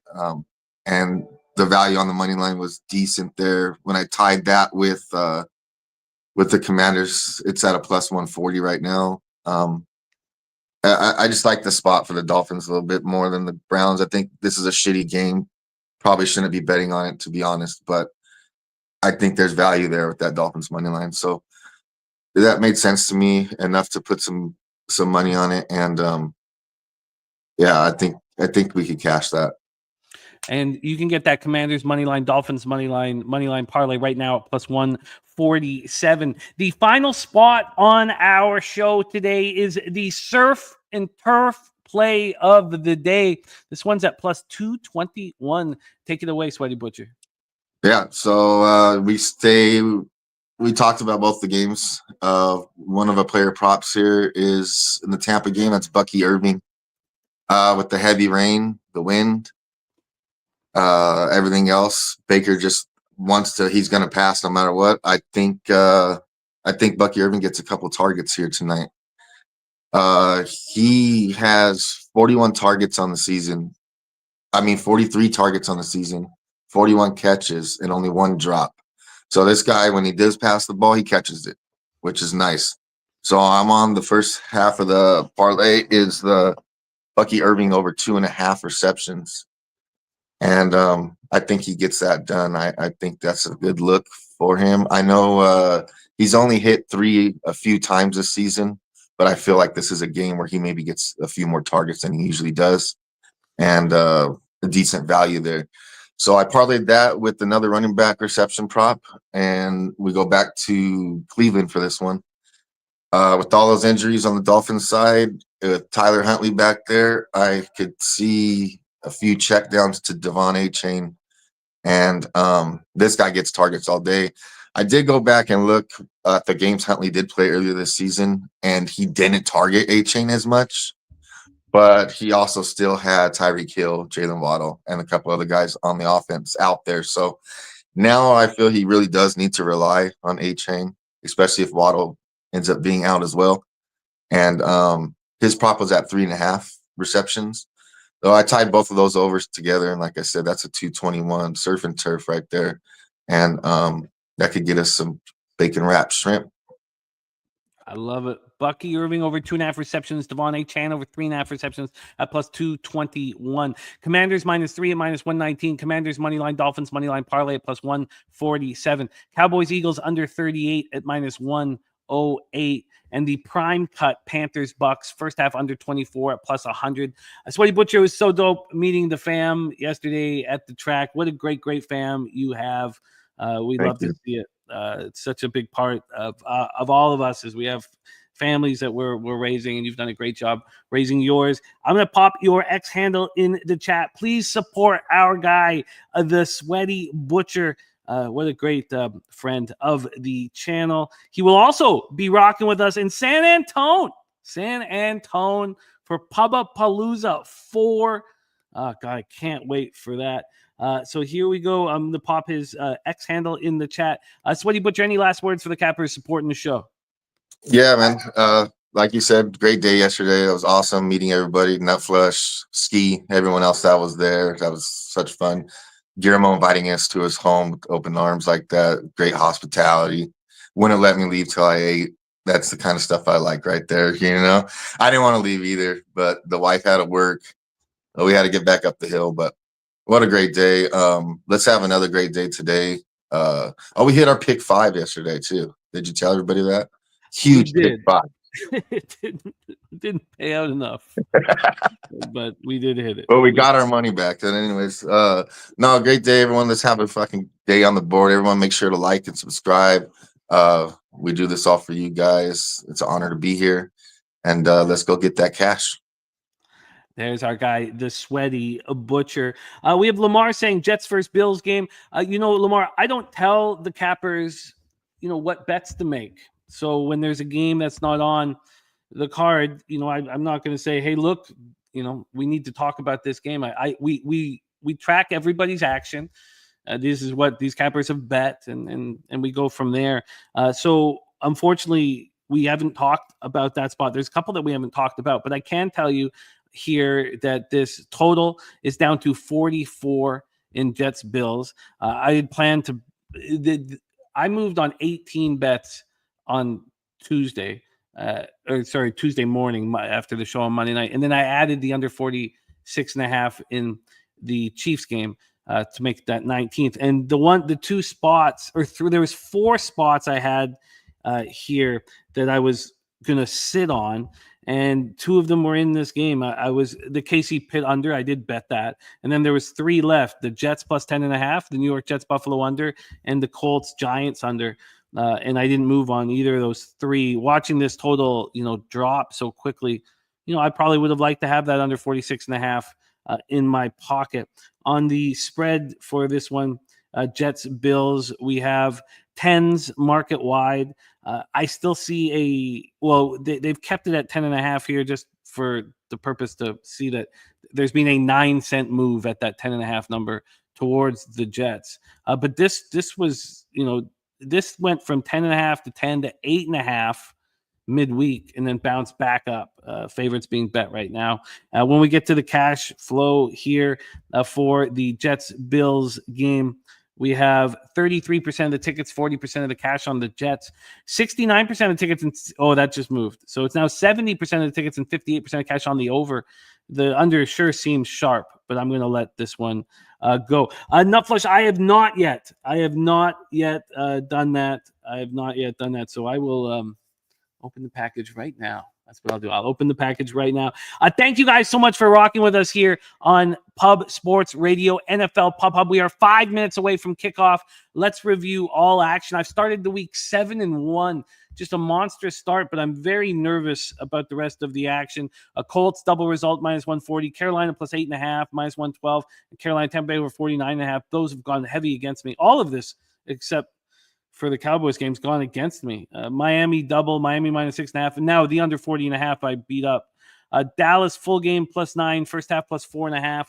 Detroit -4 in Detroit, double result at +100. I'm not sure at this point, Razor. I've got to talk to a couple guys, so I'm not entirely sure here if there will be the live stream tonight. I will find out. Again, the most notable injury news for you guys joining us late: Hurts is out, Kenny Pickett is in, Tua Tagovailoa is out, Tyler Huntley is in, Colts quarterback Anthony Richardson is out, Joe Flacco is in, CeeDee Lamb is done for the year, Chuba Hubbard is out, and Titans running back Tony Pollard is out. Bobano gave us the Colts team total over 23.5. He gave us the full game over 40 and the Colts double result at -150. I was surprised when I heard that Anthony Richardson was out and that line moved more in my favor. I thought that Colts double result -140 would be down to -130 with Flacco. That's not the case. It's now -150. The taint play today came in. McMillan over 3.5 receptions to -110. We have the over 47.5 in Carolina, Tampa. Packers plus 1.5. Packers team total over 23.5 and the over 48 -122 for Packers Vikings. This has been Bobano's action. He's on the Dolphins -3 at -120. The Cowboys plus 7.5 at -104 and the Falcons plus 4 at -122. Clint McLean, Vikings -114. Jordan Addison touchdown plus 175. 2 touchdowns at 14-1. Bucky Irving, Saquon Barkley anytime touchdown parlay at plus 147. And then he laddered Jalen Coker, 40 plus at -110, 50 plus at plus 155, 60 plus at plus 250. His teaser is the Eagles -1.5 and the Falcons plus 9.5. We had Flash joining us from BetUS down in Costa Rica. He's on the Bucs -10 at -110, Vikings -2.5 at plus 111, the under 49 at -109, the over 47 in Atlanta, Washington at plus 106. And he's on the under 50.5 in Detroit, San Francisco. Marley, our leader on NFL Pub Hub, 40-27 plus 11.06 units. He's on the Vikings money line. Commanders -3 at -121. The Commanders team total over 26.5 at plus 110 and the over 46 at -114. He's also on the under 50.5 in Detroit, San Francisco, and the Lions -3.5. Then Keith, every stride is doubled up on the Buccaneers. First half -6.5, full game -9.5. In the Vikings Packers game, he's on Aaron Jones anytime touchdown. TJ Hawkinson over 44.5 receiving yards. And Vikings first half team total over 12.5. He's also on the Browns team total over 14.5 at even money and Judge Judy over 43.5 receiving yards minus 110. Bijan Robinson Jr. over 2.5 receptions at plus 118, and the under 46.5 in Atlanta, Washington. Just my 2 cents joined us, the star of the Locker Room Talk podcast. He's got a same game parlay, Bucs minus 8.5, Baker Mayfield over 1.5 passing touchdowns at plus 151, Packers minus 105, and Jaden Daniels over 1.5 touchdowns at plus 108. And Sweaty Butcher, you just heard his action here. He was our headlining capper on today's show. We also heard from Razor Sharp Picks. The Gambler's first glance is the Atlanta Falcons plus 3.5. Thank you guys so much for being here. We have absolutely nothing without you. Don't forget, our Bankroll Blitz will be tomorrow evening. Bankroll Blitz will be tomorrow evening because we aren't going to do a show on New Year's Eve. So that will be out Monday. And then I'll be back in Canada and we'll be going back on our regular time program when we get to Wild Card Week.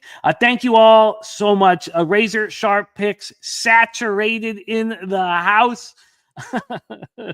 Kelly McKinnis, Nutflush Allen. What a great group. Wine Time Sports. So much fun hanging out Wine Time yesterday. Dougie Wise, Just My 2 cents. Tacky JP, Chill Will. Shout out to Chill Will, Lil Domo, my guys. Thank you, Jermaine. GLB Bet says Titans win today. Gross, but system play. I get it. Thank you to the Sweaty Butcher who rocked with us. Nasty Nate, Raymond Reichart, Lamar. Thank you guys all so much. Dust 10, Michael Lester, Chase J. What a group.